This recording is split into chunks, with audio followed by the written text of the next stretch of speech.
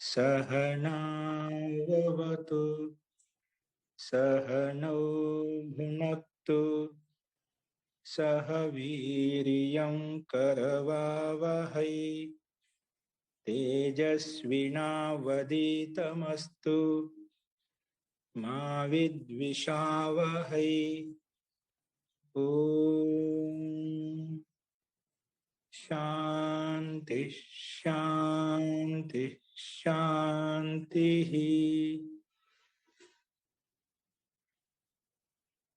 सर्वेभ्यो नमः। अंदरिकी नमस्कारम अंडी जी। गत अभिवादयामि पूज्याचार्य महोदय। ఎవరికైనా సందేహాలు ఉంటే చెప్పండి.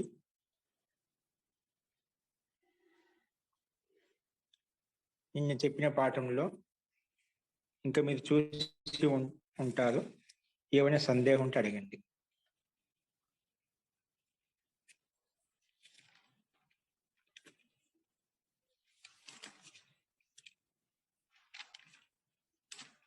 అస్తు ప్రకృతం అనుసరామః.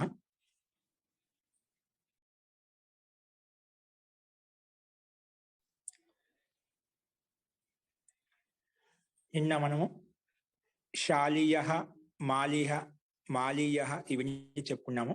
శాలీయ శబ్దానికి సమానంగానే మాలీయ శబ్దం కూడా రూపసిద్ధి వస్తుంది. కాబట్టి శాలీయ ఒకటి మనం బాగా చూసుకున్నామంటే ఆ రూప సిద్ధి ఎలా వచ్చిందో దాన్ని బట్టి మాలీయ శబ్దాన్ని కూడా సాధించవచ్చు, రూపసిద్ధి చేయవచ్చు.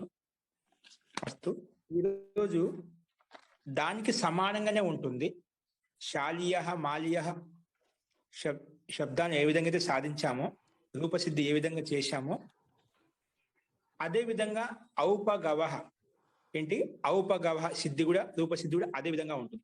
కాకపోతే అక్కడ ఏం చెప్పామంటే సప్తమి భక్తులే పెట్టాం. శాలాయాం భవ, శాలలో ఉన్నటువంటి అనే అర్థంలో శాలలో ఉన్నటువంటి వస్తువుల గురించి చెప్పడం కోసము ప్రత్యయం తీసుకొచ్చి రూపసిద్ధి చేశాము. అంటే శాలలో ఉన్నటువంటి వస్తువులను చెప్పడం కోసము ఏవైతే ఉన్నాయో ఆ వస్తువులు వాటిని శాలీయ అంటాం. మాలలో ఉన్నటువంటి పుష్పాలు ఏవైతే ఉన్నాయో వాటిని మాలీయ అంటాం. అక్కడ విగ్రహవాక్యం సప్తమి భక్తులు విడగొట్టుకున్నాము.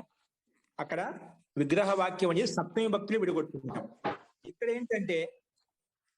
ఇక్కడ ఏంటంటే షష్ఠి విభక్తులు విగ్రహవాక్యం ఉంటుంది. ఏంటండి షష్ఠి విభక్తులు విగ్రహవాక్యం ఉంటుంది. అంటే మనకు ఇచ్చినటువంటి విగ్రహ వాక్యాన్ని బట్టి మనము విభక్తి తెచ్చుకోవాల్సింది. మనకు ఇచ్చినటువంటి శబ్దాన్ని బట్టి ఆ శబ్దానికి విగ్రహవాక్యం ఏ విధంగా అయితే విడగొట్టామో లౌకిక విగ్రహవాక్యంలో, ఆ లౌకిక విగ్రహవాక్యాన్ని బట్టి మనకు ప్రథమ విభక్తి తెచ్చుకోవాలన్నా, ద్వితీయ విభక్తి తెచ్చుకోవాలన్నా, తృతీయ చతుర్థి పంచమి ఏ విభక్తి తెచ్చుకోవాలి. మనకు శాలాయాం భవ శాలీయ హలో మనకు విగ్రహవాక్యం లౌకిక విగ్రహవాక్యం స్పష్టంగా శాలాయాం, శాలా శబ్ద స్త్రీలింగము సప్తమి భక్తి ఏకవచనంలో శాలాయాం అని విడగొడతాం. ఇక్కడ ఏమంటున్నాం, మనకు రూపసిద్ధి ఏంటి ఔపగవ. మీకు అది పేపర్ పంపించాను, దాన్ని ముందు పెట్టుకోండి. ఔపగవ లేదంటే పరిశిష్టం ఉంది, పరిశిష్టం తర్వాత ఓపెన్ చేసి పెట్టుకోండి. పరిశిష్ట సంఖ్య ఉందా? పేజీ సంఖ్య ఎంత అండి? పరిశిష్టంలో పేజీ సంఖ్య ఔపగవ 564 అది ముందు పెట్టుకోండి. అదొకటి ముందు పెట్టుకోండి. ఒకసారి ఆయన కూడా కృష్ణవేణి గారు ఫోటో కాపీ తీసి ఒకసారి పెట్టండి, గ్రూప్లో పెట్టండి. అదొక్క పేపర్ గ్రూప్లో పెట్టండి నీట్గా. ఇప్పుడు పెట్టండి. అంటే ఉన్నవాళ్ళు ఇబ్బంది లేదు, లేని వాళ్ళు కొత్త వాళ్ళు వచ్చినా దాన్ని చూసుకుంటారు అనమాట. అస్తు ఔపగవ జీ గ్రూప్ లో చూసుకోండి, దాంట్లో వచ్చి ఉంటుంది. ఔపగవ మనకి శబ్దం ఏంటండి ఔపగవ. దీని విగ్రహ వాక్యం ఏంటండి, దీన్ని ఎలా విడగొట్టుకోవాలి? ఔపగవ శబ్దం దీనికి సామాన్యంగా మనకు అర్థం తెలియదు. ఇప్పుడు అర్థం ఔపగవ అంటే ఏం అర్థం చేసుకోవాలి? కాబట్టి దాన్ని అర్థం చేసుకోవాలంటే మనకు ఒక ప్రక్రియ, ఒక విధి విధానం మహర్షి పాణిని చెప్పారు. ముందు ఆ శబ్దాన్ని విడగొట్టుకో. ఎలా విడగొట్టాలి? విగ్రహవాక్యంతో విడగొట్టు. దీంట్లో విగ్రహవాక్యం ఏమొస్తుంది? ఉపగోహ్ అపత్యం, ఉపగోర్ అపత్యం రాశాను, విడగొట్టుకుంటే ఇంకా దాన్ని ఉపగోహ్ ప్లస్ అపత్యం. అక్కడ నేను సంధి చేసి ఉపగోర అపత్యం అని పెట్టాను. ఏంటండి? ఉపగోర అపత్యం. పరిశిష్టంలో అయితే పక్కన ఇచ్చాడు ఉపగోర అపత్యం అని చెప్పి. ఔపగ శబ్దానికి బ్రాకెట్ లో ఉపగోర అపత్యం, ఉపగోర అపత్యం. ఉపగు అనేది ఒక పేరు అండి, ఒక నామం, నామవాచకం. మనం ఇక్కడ పేర్లు పెట్టుకున్నట్టుగా ఉపగు అని ఒక పేరు. ఉపగోహు అపత్యం. అపత్యం అంటే సంతానం. అపత్యం అంటే ఏంటి? సంతానం. వాళ్ళ కొడుకులు బిడ్డలు లాంటి వాళ్ళని సంతానం అంట. మనం పుట్టిన సంతానం, వాటిని ఏమంటాము? అపత్యం అంటాం సంస్కృతంలో. అపత్యం అంటాం. మనం మామూలుగా సంతానం అనే తెలుగులో కూడా, హిందీలో కూడా ఇదే ప్రసిద్ధమైన శబ్దము. మన పుట్టిన పిల్లలు ఎవరైతే వాడిని సంతానం అంటాం, మన సంతానం అని చెప్పుకుంటాం. కానీ సంస్కృతం ఏం చెప్తామంటే అపత్యం అని చెప్తాం. ఏం చెప్తామండి? అపత్యం. ఎవరి యొక్క అపత్యము? ఉపగు యొక్క అపత్యము. అంటే ఉపగు అని పేరు కల వ్యక్తి యొక్క సంతానము. విగ్రహవాక్యం తెలిసిన ఔపగవ అంటే ఏంటి? ఉపగు యొక్క సంతానాన్ని మనం ఏమంటే ఔపగవ అని చెప్తాం. ఉపగు యొక్క సంతానాన్నే ఔపగవ అని చెప్తాం. దాన్ని విడదీసినప్పుడు ఉపగోర అపత్యం, కలిపినప్పుడు ఔపగవ అవుతుంది. ఇక్కడ ఉపగు అనేది ఉపగోహ్ ఎలా అయింది? ఉపగు అనేది గురు శబ్దానికి సమానంగా నడుస్తుంది. రూపం ఎలా నడుస్తుంది? గురు శబ్దానికి షష్ఠీ విభక్తి ఏకవచనం వస్తుంది, గురోహ వస్తుంది. ప్రథమ భక్తి ఏకవచనంలో గురుహు గురు గురవః, గురుం గురు గురూన్, గురునా గురుభ్యాం గురుభిః, గురవే గురుభ్యాం గురుభ్యః, గురోః గురుభ్యాం గురుభ్యః, గురోః గురువోః గురూణాం. ఇక్కడ గురోహ్ అని షష్ఠీ భక్తి ఏకవచనం ఉంది. షష్ఠీ భక్తికి అర్థం ఏమొస్తుంది? కా, కి, యొక్క అని ఆ రకంగా తీసుకుంటాం. అంటే యొక్క అంటే ఉపగు యొక్క. అపత్యం అంటే ఏం చెప్పండి? సంతానము. అపత్యం అంటే ఏమిటి? సంతానం. అంటే ఉపగు అని పేరు కల వ్యక్తి యొక్క సంతానము. ఇప్పుడు యొక్క వచ్చింది కదా, ఆ విగ్రహవాక్యంలో షష్ఠీ విభక్తి విడగొట్టాం. షష్ఠీ విభక్తులు విడగొట్టాం కాబట్టి మనం షష్ఠీ విభక్తి తెచ్చుకోవాలి. షష్ఠీ విభక్తి ఎక్కడి నుంచి తెచ్చుకుంటాము? సుప్ ప్రత్యయాన్ని తెచ్చుకుంటాం. సుప్ అంటే ఏమిటి? సుప్నే సుబంతాలను కూడా చెప్పాను. సుబంతాలు అంటే సు ఔజస్, అం ఔక్షస్, టాభ్యాంభిస్, గేభ్యాంభ్యస్, గసిభ్యాంభ్యస్, గస్ ఓస్ ఆం. వీటిని సుప్ ప్రత్యయాలు అంటాం. సుప్ ప్రత్యయాలు 21 ప్రత్యయాలు. వీటిని సుబంతాలు అని కూడా అంటాం. సుబంతాలు అంటే ఈ సుప్ ప్రత్యయాలు. సుప్ అనే ప్రత్యాహారం అంటే సు ఔజస్ లో ఉండే సు మొట్టమొదటి అక్షరం తీసుకున్నాము. గీ ఓ సుప్ సప్తమి భక్తి బహుశంలో ఉండే అంతిమ పకాలని కలిపిన. అంటే అక్కడ స్టార్టింగ్ లో మొదటి అక్షరము, అంతిమంలో అంతిమ ప్రత్యయం, సుప్రత్యయంలో అంతిమ పకారం. ఆ మొదటి అక్షరాన్ని అంతిమ అక్షరాన్ని కలిపితే సుప్ అయిపోయింది. అంటే సూండి మొదలుకొని లాస్ట్ పా వరకు మధ్య ఎన్ని అయితే ప్రత్యయాలు ఉన్నాయి అవన్నీ తీసుకుంటాం. దాన్ని సుప్రత్యాహారం తీసుకుంటాం. ఏ విధంగా అయితే అల్ అనగానే అల్ ప్రత్యాహారంలో ఉండే వర్ణాలు ఏ విధంగా తీసుకుంటామో, ఇక్కడ సుప్ అనగానే ఈ మొత్తం 21 ప్రత్యయాలు మొత్తం వస్తాయి. వీటిలో సుప్పులు అంటాం. ఈ సుప్రత్యయాలు ఏ ధాతువుకు కానీ ఏ శబ్దానికి కానీ అంతిమంలో ఉంటాయో వాటిని సుబంతం అంటాం. ఈ సుప్పులు ఎప్పుడు కూడా శబ్దాలతో వస్తాయి, ధాతువులతో రావు. కాబట్టి ఈ సుప్ అనేది అంటే సుప్రత్యయంలో ఉండే 21 ప్రత్యయాలలోంచి ఏ ప్రత్యయమైనా కూడా ఏ శబ్దానికైతే అంతిమంలో ఉందో దాన్ని సుబంతం అంటాం. అందుకే వీటిని సుబంత ప్రత్యయాలు అంటాం. అంటే ఇవి ఏదో ఒక శబ్దానికి అంతిమంలో వస్తాయి కాబట్టి సుబంత ప్రత్యయాలు. ఓకే, ఆ సుబంత ప్రత్యయాల నుంచి మనకు విగ్రహవాక్యాన్ని బట్టి ఇక్కడ ఏమిటి? ఉపగోర అపత్యం అంటే ఉపగు యొక్క సంతానం. ఉపగు యొక్క అంటే అతని యొక్క సంతానం అని చెప్పడం కోసం, ఉపగు పేరు గల వ్యక్తి యొక్క సంతానం చెప్పడం కోసము మనము విభక్తి తెచ్చుకోవాలి. విభక్తి ఎట్లా? విగ్రహవాక్యంలో షష్ఠీ విభక్తి విడగొట్టాం కాబట్టి షష్ఠీ విభక్తి తెచ్చుకోవాలి. కాబట్టి షష్ఠీ విభక్తి ఎలా వస్తుంది? మూల శబ్దం అంటే ఉపగు యొక్క అంటున్నాం. అంటే ఉపగు అని ముందు ప్రాతిపదిక ఉంటుంది. ఆ ఉపగు చేత షష్ఠీ విభక్తిలో గస్ ప్రత్యయం వస్తుంది. ఇప్పుడు క్రమంగా సు ఔజస్ అం ఔట్ షస్ ఇవన్నీ చెప్పాం కదా 21 ప్రత్యయాల్లో. క్రమంగా పంచమి విభక్తి ఏకవచనంలో గస్ ప్రత్యయం వస్తుంది. అది ప్రక్రియ ఎలా మనము శాలీయ మాలీయలో చెప్పుకున్నాం. మళ్ళీ ఒకసారి చెప్తున్నా, ఇక్కడ రాయలేదు నేను. ఉపగు అనేది ఒక ప్రాతిపదిక. ఉపగు అనేది డైరెక్ట్ గా ఒక ప్రాతిపదికం. ఉపగు అనేది ఒక పేరు, అంటే అర్థవంతమైనటువంటి శబ్దం అంట. ఇంత ముందుకు చెప్పాను. అర్థవద ధాతుర ప్రత్యయ ప్రాతిపదికం. అర్థవద ధాతుర ప్రత్యయ ప్రాతిపదికం. ఈ సూత్రం ఏమంటుందంటే అర్థవంతమైన శబ్దం ఏదైతే ఉందో వాటిని ప్రాతిపదికం అంటాము. చూడండి, అదొక్కటే కాదు, ఏ శబ్దమైనా కూడా అర్థవంతమైన శబ్దమే ఉండాలి. ఇప్పుడు ఒక పేరు పెట్టామంటే దానికి ఒక అర్థం ఉంది కదా. ఒక పిండ విశేషానికి ఒక పేరు పెట్టాం, ఉపగ్గు అని పేరు పెట్టాం. ఉపగ్గు అనగా ఆటోమేటిక్ పిండ విశేషం గుర్తుకొస్తాడు అనమాట. ఆ నామవాచకాన్ని బేస్ చేసుకుని ఎన్నో మనం పని చేసుకుంటాం, లోక వ్యవహారం నడుపుతాం అనమాట. కాబట్టి ఒక అర్థవంతమైన శబ్దమే పేరు, నామవాచకం ఒక అర్థవంతమైన శబ్దం. ఎందుకంటే ఆ పేరు వల్ల మనకు లోక వ్యవహారంలో సరళంగా ఉంటుంది. లోక వ్యవహారం నడిపించడం కోసం, లౌకికంగా ఏ పని చేయాలన్నా తెలుసుకోవడం కోసం ఈ నామవాచకాలనే లౌకిక వ్యవహారం కోసం పేర్లు పెట్టుకుంటాం అనమాట. ఇక్కడ ఉపగు అనేది ఒక అర్థవంతమైన శబ్దం కాబట్టి అర్థవధాతుల ప్రత్యయ ప్రాతిపదికంతో స్వాభావికనే ప్రాతిపదిక సంజ్ఞ దీనికి ఉంది. ఎందుకంటే అర్థవంతమైన శబ్దం కాబట్టి. అర్థవంతమైన శబ్దాలు ప్రాతిపదిక సంజ్ఞ అని అర్థవధాతుల ప్రత్యయ ప్రాతిపదికం అనే సూత్రం పెట్టింది. కాబట్టి ప్రాతిపదికం కాబట్టి మనం ప్రాతిపదికం పేరు పెట్టుకొని జ్ఞా ప్రాతిపదిక ముందు చెప్పుకున్నాం. జ్ఞా ప్రాతిపదిక అధికారానికి వెళ్ళాలి. ఎందుకంటే ప్రాతిపదికం పేరు పెట్టినామంటే ప్రాతిపదికం పక్కన ప్రత్యయం తెచ్చుకోవాలి. మన ధాతు అని పేరు పెట్టగానే ధాతువుకు అధికారానికి వెళ్ళి ప్రత్యయం తెచ్చుకుంటాం కదా. ప్రాతిపదికం పేరు పెట్టగానే జ్ఞా ప్రాతిపదిక అధికారానికి వెళ్ళి ప్రత్యయం తెచ్చుకోవాలి. ఏ విధంగా అయితే ధాతు అని పేరు పెట్టిన తర్వాత ధాతోహు ఇదం అధికార సూత్రం అస్మిన్ అధికారం అని చెప్పి ధాతు అధికారానికి వెళ్ళి ప్రత్యయం తెచ్చుకునే వాళ్ళం. అలాగే ప్రాతిపదికం అని తెలిసిన తర్వాత జ్ఞా ప్రాతిపదిక ఈ అధికార సూత్రంలోకి వెళ్ళి ప్రత్యయం తెచ్చుకోవాలి. అధికార సూత్రం వెళ్తే ప్రత్యయాలు ఉన్నాయి మనకు. ఇవి వచ్చాయి సు ఔజస్ అం ఔట్జస్ మొత్తం స్వౌజస్ అమౌట్ చష్టాభ్యాంబిస్ అనే 21 ప్రత్యయాలు వచ్చాయి. 21 ప్రత్యయాలు ఎక్కడ వచ్చాయి? ఉపగు పక్కలు వచ్చాయి. ఎక్కడ వచ్చాయండి? ఉపగు అనే ప్రాతిపదికం పక్కలు వచ్చాయి. ఉపగుకు ప్రాతిపదికం పక్కన మనకు ఒకటి కావాలి, కానీ 21 ప్రత్యయాలు మొత్తం వచ్చింది. సూత్రాలు మొత్తం ఉన్నాయి కాబట్టి వాటిని ఏం చేయాలి అని వాటికి వ్యవస్థ చేయడం కోసము ఒక వ్యవస్థ కల్పించాలి. ఏక విషయం అని చెప్పుకున్నామంట. స్వాదుత్పత్తి భాగలో ఏ విధంగా అయితే మనం చూసుకున్నామో అదే రూపసిద్ధి సేమ్ ఇక్కడ కూడా అదే వస్తుంది. భాగలో విసర్గ రావడానికి ఏ పద్ధతిని అయితే ఉపయోగించామో అదే పద్ధతి ఇక్కడ కూడా ఉపయోగిస్తాం.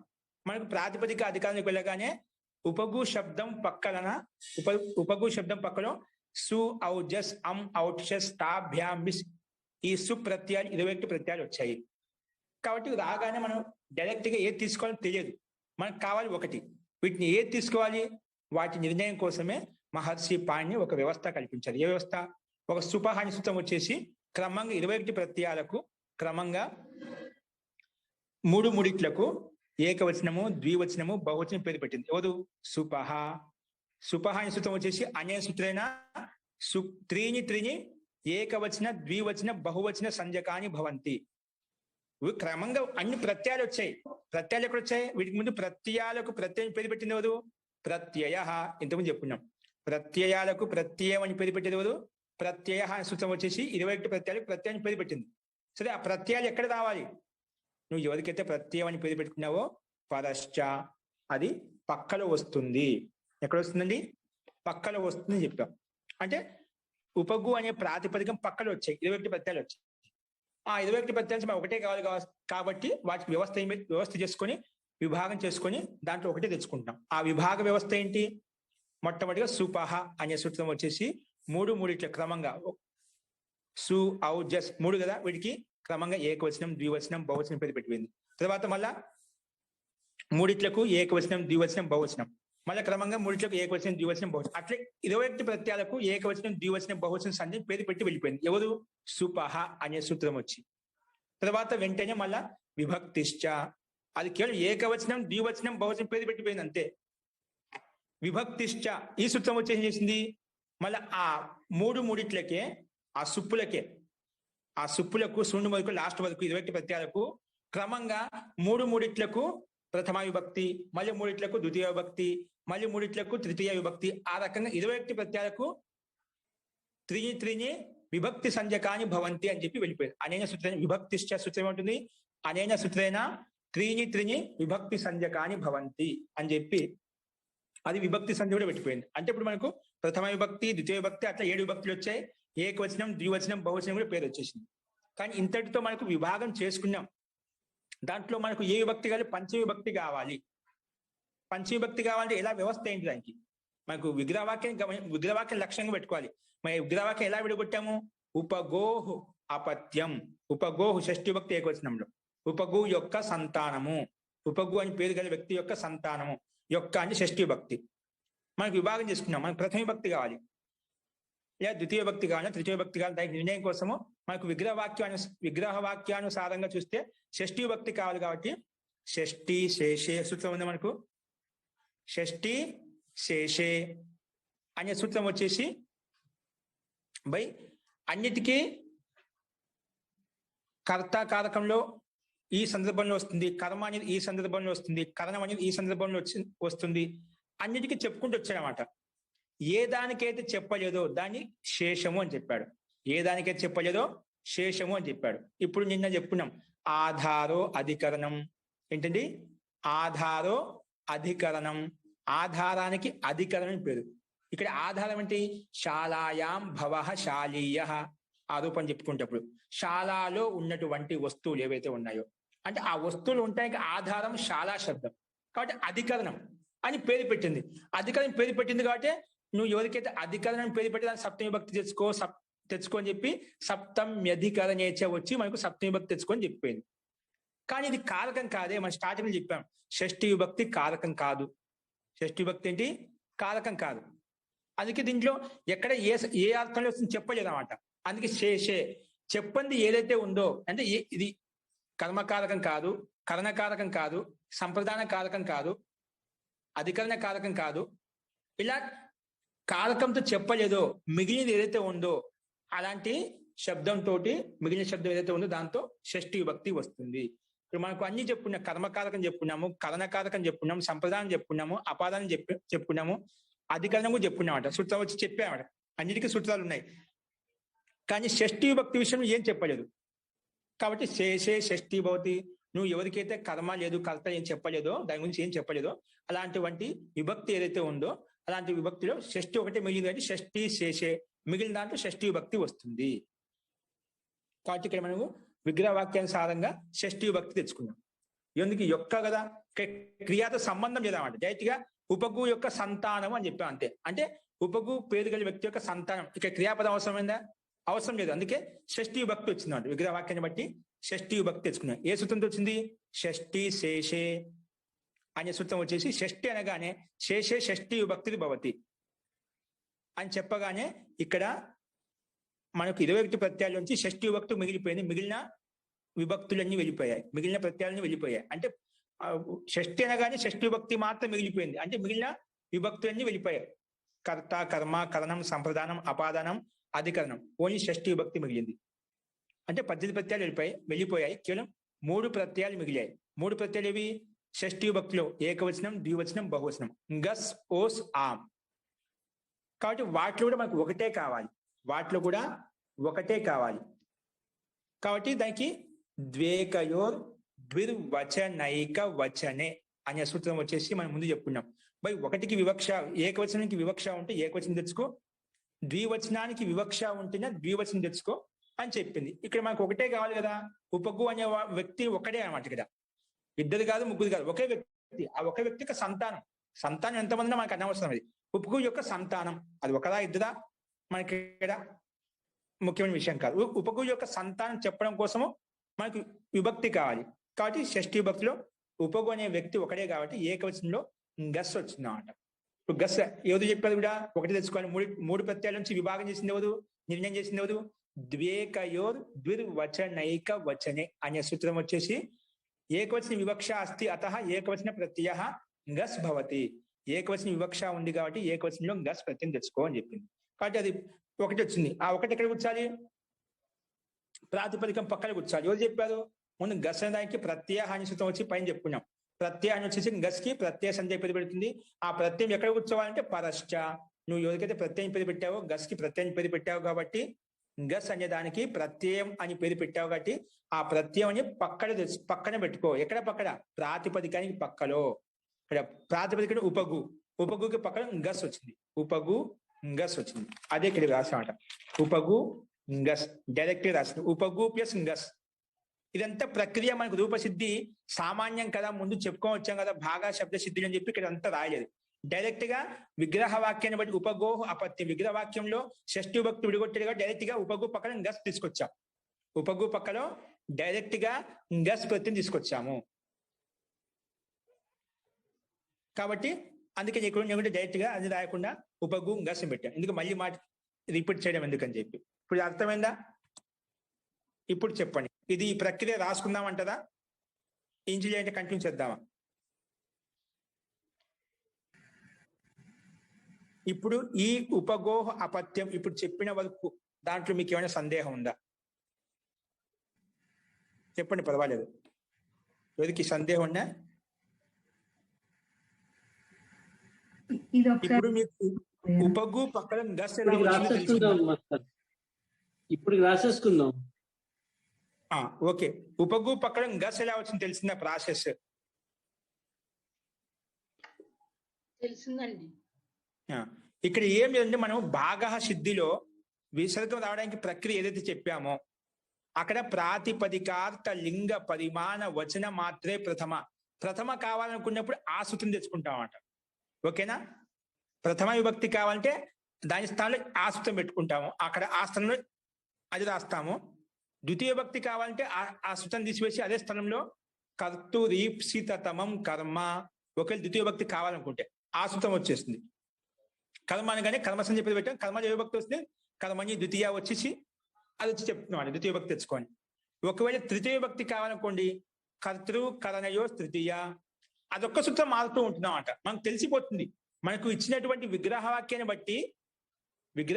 బట్టి ప్రథమ విభక్తిలో విడదీశాడా, ద్వితీయ విభక్తిలో విడదీసుకున్నామా లౌకిక విగ్రహవాక్యం, తృతీయ విభక్తిలో ఉందా, చతుర్థ విభక్తిలో ఉందా, పంచమ విభక్తిలో ఉందా, లేదా షష్ఠీ విభక్తిలో ఉందా, లేదా సప్తమి విభక్తిలో ఉందా, ఆ విగ్రహవాక్యాన్ని బట్టి ఆ విగ్రహవాక్యం ఏ విభక్తితో అయితే విడగొట్టామో ఆ విభక్తి తెచ్చుకుంటాం, అంతే లేదు.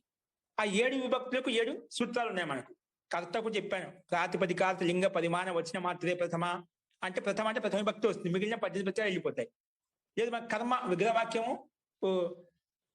విగ్రహవాక్యం చెప్పుకుందామండి. కుంభం కరోతి కుంభకార. ఏంటంటే కుంభం కరోతి కుంభకార. ఇక్కడేంటి కుంభంలో ద్వితీయ భక్తి అంటే కుంభాన్ని అంటే కుంభం అంటే ఏమిటి, గడ అంటే కుండ తయారు చేసేవాడిని కుంభకార అంటాం. ఇక్కడ కుంభ ఉపపదం ఉంటే కృ ధాతుతోటి అణు ప్రతి తీసుకొని తయారు చేస్తామంట. అంటే విగ్రహవాక్యాన్ని బట్టి మనం విభక్తి తెచ్చుకుంటాం. ద్వితీయ భక్తిలో కుంభ ఉపపదం అయితే కృ ధాతుతోటి అణు ప్రతి తీసుకొచ్చి కుంభకార తయారు చేస్తాం. అస్తు మొత్తానికి ఇక్కడ ఏంటంటే ప్రథమ విభక్తి కావాలంటే ఆసూత్రంతో వస్తుంది మనకి విభక్తి ప్రత్యయాల నుంచి. ద్వితీయ భక్తి కావాలంటే కర్తురీప్సితమం కర్మ అని ఆసూత్రం వచ్చి ద్వితీయ భక్తి తెచ్చుకోమంటుంది. తృతీయ విభక్తిలో అయితే కర్తృ కరణయో తృతీయ అనే సూత్రం వచ్చి చెప్తుంది. చతుర్థ విభక్తిలో అయితే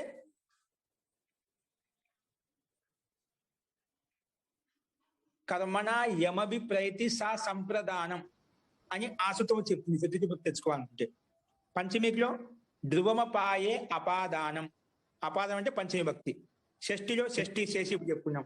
సప్తమిలో అయితే ఆధారు అధికరణం. ఈ 7 విభక్తులు మనకి ఏ విభక్తి కావాలనుకుంటే ఆ 7 సూత్రాల నుంచి మనకి ఏదైతే విగ్రహవాక్యాన్ని బట్టి ఆ సూత్రం వచ్చి చెప్తున్నాడు ఈ విభక్తి తెచ్చుకోని చెప్పి. దాన్ని బట్టి మనం 21 ప్రత్యయాల్లో ఉన్నటువంటి ప్రత్యయాలు లోంచి ఏ ప్రత్యయం అయితే కావాలో అది తీసుకొచ్చుకుంటాం. ఏకవచనం అయితే ఏకవచనం, ద్వివచనం అయితే ద్వివచనం, బహువచనం అయితే బహువచనం. కానీ ముందు విభక్తి తెలిస్తే ఆ విభక్తి నుంచి ఏదో ఒకటి వస్తుంది. కాబట్టి మనకు విభక్తిని ఎన్నుకోవడానికి ఈ 7 సూత్రాలు ఉన్నాయి. ఇవి కారక ప్రకారంగా మనకు మళ్ళీ వస్తాయి, ఇప్పుడు రాయిస్తాను కూడా నెక్స్ట్ అభ్యాసం. ఈ రకంగా మనం విభక్తి తెచ్చుకుంటాం. ఎట్లా తెచ్చుకుంటాం? విగ్రహ వాక్యాన్ని బట్టి. చెప్పండి ఇప్పుడు ఎవరికైనా సందేహం ఉందా? ఇప్పుడు తెలిసిందా? ఏదైనా ప్రాతిపదికం పక్కన ప్రత్యయం ఏ విధంగా తెచ్చుకుంటాం, విభక్తిలోంచి 21 ప్రత్యయం నుంచి ఎలా తెచ్చుకుంటాం అని. లక్ష్మణాది గారు చెప్పండి. జీ ఆచార్యజీ, మీరు ప్రథమంగా చెప్పారు అర్థవత ధాతు అప్రత్యయ ప్రాతిపదికాత్ అని చెప్పారు. అంటే ఇది ఈ సూత్రము ముందుగా వచ్చిందంటే ఈ అర్థవత ధాతు అప్రత్యయ అనే సూత్రం ద్వారా అనే అర్థం ద్వారా ఈ సూత్రం వచ్చింది ఆచార్య మహోదయ. అది సూత్రం ఏమంటుందంటే సూత్రం యొక్క పని ఏంటంటే అర్థవంతమైన శబ్దం ఏదైతే ఉందో దానికి ప్రాతిపదికాన్ని పేరు పెడుతుంది అంతే. అది ఏ శబ్దమైనా కావచ్చు. దీని యొక్క పని ఏంటి? ఈ సూత్రం యొక్క అర్థవంతమైన శబ్దం ఏదైనా కావచ్చు, దానికి ప్రాతిపదికాన్ని పేరు పెట్టడమే. ఉపగు అనేది ఇక్కడ మన దగ్గర ఉపగు అనేది ఒక పేరు, ఒక అర్థవంతమైన శబ్దమే. కాబట్టి అర్థవంత శబ్దం కాబట్టి అర్థవద ధాతుల ప్రత్యయ ప్రాతిపదికం అని శబ్దం చేత దీనికి ప్రాతిపదిక సంజ్ఞ.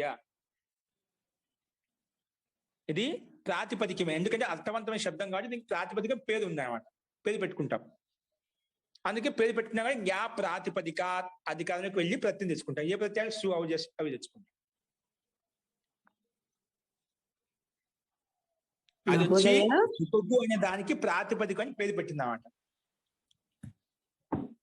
ముందు మనకు విగ్రహ వాక్యంలో చెప్పారు అంటే ఆటోమేటిక్ గా ప్రాతిపదికమే. ఉపగోహ షష్ఠీ భక్తి వచ్చిందంటే ప్రాతిపదికం కాబట్టి షష్ఠీ భక్తి విడగొట్టామట. అది ప్రాతిపదికం కాకపోతే అసలు విగ్రహ వాక్యమే అసలు విడదీసుకోలేము మనం. ఆల్రెడీ ఉంది కానీ మీకు స్పష్టత కోసం మళ్ళీ ఉపగో అని ఒక ప్రాతిపదికం అని చెప్తున్నాను. అది ఎలా వచ్చిందంటే ప్రాతిపదిక స్పష్టత కోసం అది ఇక్కడ రాలేదు, మనకు తర్వాత వస్తుంది. అర్థవద ధాతుల ప్రత్యయ ప్రాతిపదికం సూచించేది అర్థవంతమైన శబ్దానికి ప్రాతిపదికం అని ఆల్రెడీ పేరు ఉంది అని చెప్పాను. మామూలుగా ఇది ప్రాతిపదికం పేరు పెట్టినటువంటి డైరెక్ట్ శబ్దమే తీసుకున్నాం. అస్తు జీ చెప్పండి. మహోదయ, ఆచార్య మహోదయ, ఇప్పుడు మీరు చెప్పండి. ఒక నిమిషం అండి అమ్మా, లక్ష్మీనాథ్ గారు చెప్పండి. జీ ఆచార్యజీ, మనకి ఇప్పుడు ఎప్పుడన్నా మనకు ఈ ఔపగవహ ఈ సిద్ధి మొత్తం రూపసిద్ధి చేయాలంటే మనము ముందుగాల అర్థవత ధాతు రప్రత్యయ అనే ఒక ఈ సూత్రాల నుంచి రాసుకుంటూ రావాలా ఆచార్య మహోదయ? అర్థవత ధాతు రప్రత్యయ ఇక్కడ మనం అవన్నీ రాసుకోవాల్సిన అవసరం లేదు. మనకు ఔపగవహ శబ్దం ఇచ్చాడు, ఆ శబ్దానికి విగ్రహవాక్యం కూడా మనకు పరిశిష్టంలో చూపించాడు అనమాట. ఔపగహ శబ్దంలో ఆ శబ్దం నీకు కొంచెం ముందుకు వెళ్ళిన తర్వాత నీకు తెలిసిపోతే ఆటో విడగొట్టుకుంటావు. మీకు ప్రారంభంలో మనమే చెప్తామంట కొన్ని అభ్యాసం అయ్యేంత వరకు. ఔపగహ అనే శబ్దానికి విగ్రహం ఎలా, లౌకిక విగ్రహం ఎలా విడదీశామంటే ఉపగోహ్ అపత్యం అని విడదీసుకున్నాం. ఉపగోహ్ అనేది షష్ఠీ భక్తి ఏకవచనంలో ఉంది అన్నమాట. ఉపగోహ గురు శబ్దానికి సమాన రూపం నడిపిస్తే షష్ఠీ భక్తి ఏకవచనం ఉపగోహ అవుతుంది. ఉపగోహ అపత్యం. ఇక్కడ ఆ విగ్రహవాక్యాన్ని పట్టుకొని మనం ప్రత్యయం తెచ్చుకోవాలి. అంటే ఆల్రెడీ ప్రాతిపదిక సంజ్ఞ ఉంది, ఇక్కడ పెట్టాల్సిన అవసరం లేదు. అర్థవద ధాతుర ప్రత్యయ ప్రాతిపదికం అనే సూత్రం చేత ఇక్కడ ప్రాతిపదికం పేరు పెట్టాల్సిన అవసరం లేదు. ఆల్రెడీ ప్రాతిపదిక పెట్టబడింది, ముందే పెట్టుకున్నామట. అందుకే ఉపగోహ అని షష్ఠీ భక్తి పెట్టామట. షష్ఠీ విభక్తిలోకి విగ్రహ వాక్యం వచ్చింది అంటే ఆల్రెడీ అది ప్రాతిపదిక సంజ్ఞనే కాబట్టి వచ్చిందన్నమాట. ఇక్కడ మనం విశేషంగా అర్థవద ధాతు ప్రత్యయం చెప్పుకోవాల్సిన అవసరం లేదు. డైరెక్ట్ గా ఏదైనా ఉపగోహ అపత్యం విగ్రహవాక్యం రాసి ఇక్కడ ఉపగు అని పెట్టేసి ఇది మొత్తం సు ఔజస్ జ్ఞా ప్రాతిపదిక సౌజసమట్ అని రాసి సుపహ విభక్తిశ్చ షష్ఠి శేషే అని పెట్టిన తర్వాత ద్వేక ద్వివచన ఏకవచన ఇదంతా రాసి పక్కన ఉపగు గస్ తెచ్చుకుంటాం. ఈ రకంగా రాయాలి. విగ్రహవాక్యం పెట్టిన తర్వాత ఉపగు శబ్దం తీసుకొని దాని పక్కలో బాగా శబ్ద సిద్ధులు ఏ విధంగా చెప్పిన విషయంగా రావడానికి అదే ప్రక్రియ రాసుకొస్తాం. కేవలం షష్ఠి శేష అనేది సూత్రం మారుతుంది షష్ఠీ భక్తి కాబట్టి. ధన్యవాదాలు ఆచార్య మహోదయ. ఇక్కడ డైరెక్ట్ గా మనం తీసుకుంటాం, ఉపగు శబ్దం తీసుకుంటాం. చెప్పండి, ఇప్పుడు ఎవరు అడుగుతున్నారండి? ఇప్పుడు మీరు చెప్పారు కదా ఈ ప్రత్యయం తెచ్చుకోవాలన్నారు కదా, మనం ఈ గస్ అనే ప్రత్యయం ఎట్లా తెచ్చుకున్నాము? ప్రశ్న ప్రత్యయం ఒక నిమిషం, గస్ ఎట్లా తెచ్చుకున్నాము అది అడుగుతున్నాను మహోదయ్. ఇప్పుడు న్యా ప్రాతిపదికార్థ అనే సూత్రం దగ్గర నుంచి మన ద్వేకయోర్ ద్వివచనైక వచనే వరకు ఈ మధ్యలో ఉన్న సూత్రాల ద్వారా తెచ్చుకోవచ్చు కదా మహోదయ, అదేనా? అదే ప్రక్రియ మొత్తం అదే ఉంటుంది. ఇప్పుడు ఎందుకంటే మనకు ప్రాతిపదిక అనగానే ప్రత్యయాలు వస్తాయండి. ఆ ప్రాతిపదికంలో 20 ప్రత్యయాలు వస్తున్నాయి మనకు. అవునవును. ఆ 20 ప్రత్యయాలు ఏ ప్రత్యయం తెచ్చుకోవాలి, ఏ విభక్తి తెచ్చుకోవాలి? ప్రత్యయాలు మొత్తం 20 ప్రత్యయాలు. 20 నుంచి మనకి ఏం తెచ్చుకోవాలి, అది ఎలా అర్థమవుతుంది, ఎలా ఐడెంటిఫై చేస్తాం? అప్పుడు ఈ విగ్రహ వాక్యం స్టార్టింగ్ చెప్పాం కదా, ఉపగోర అపత్యం. ఉపగోర అపత్యం, ఉపగోహ అని షష్ఠీ విభక్తి ఏకవచనం, అపత్యం ప్రథమ విభక్తి ఏకవచనం. ఇది ఆ విగ్రహ వాక్యాన్ని, లౌకిక విగ్రహ వాక్యాన్ని చూడాలి. ఇక్కడ దీని అర్థం ఏంటి? ఉపగోర అపత్యం అంటే ఉపగు యొక్క సంతానం. కాంతి బ్రాకెట్ రాసుకోండి. ఇక్కడ ఉపగు యొక్క యొక్క కి లోపల వస్తుంది షష్ఠీ భక్తి కదా, అంటే ఉపగు యొక్క సంతానాన్ని చెప్పడం కోసము షష్ఠీ భక్తి వస్తుంది మనకు. ఉపగు యొక్క అంటున్నదా, యొక్క అంటే షష్ఠీ భక్తి. అది విగ్రహవాక్యంలో షష్ఠీ భక్తి విడగొట్టాడు కాబట్టి మనకి షష్ఠీ భక్తి తెచ్చుకుంటాము.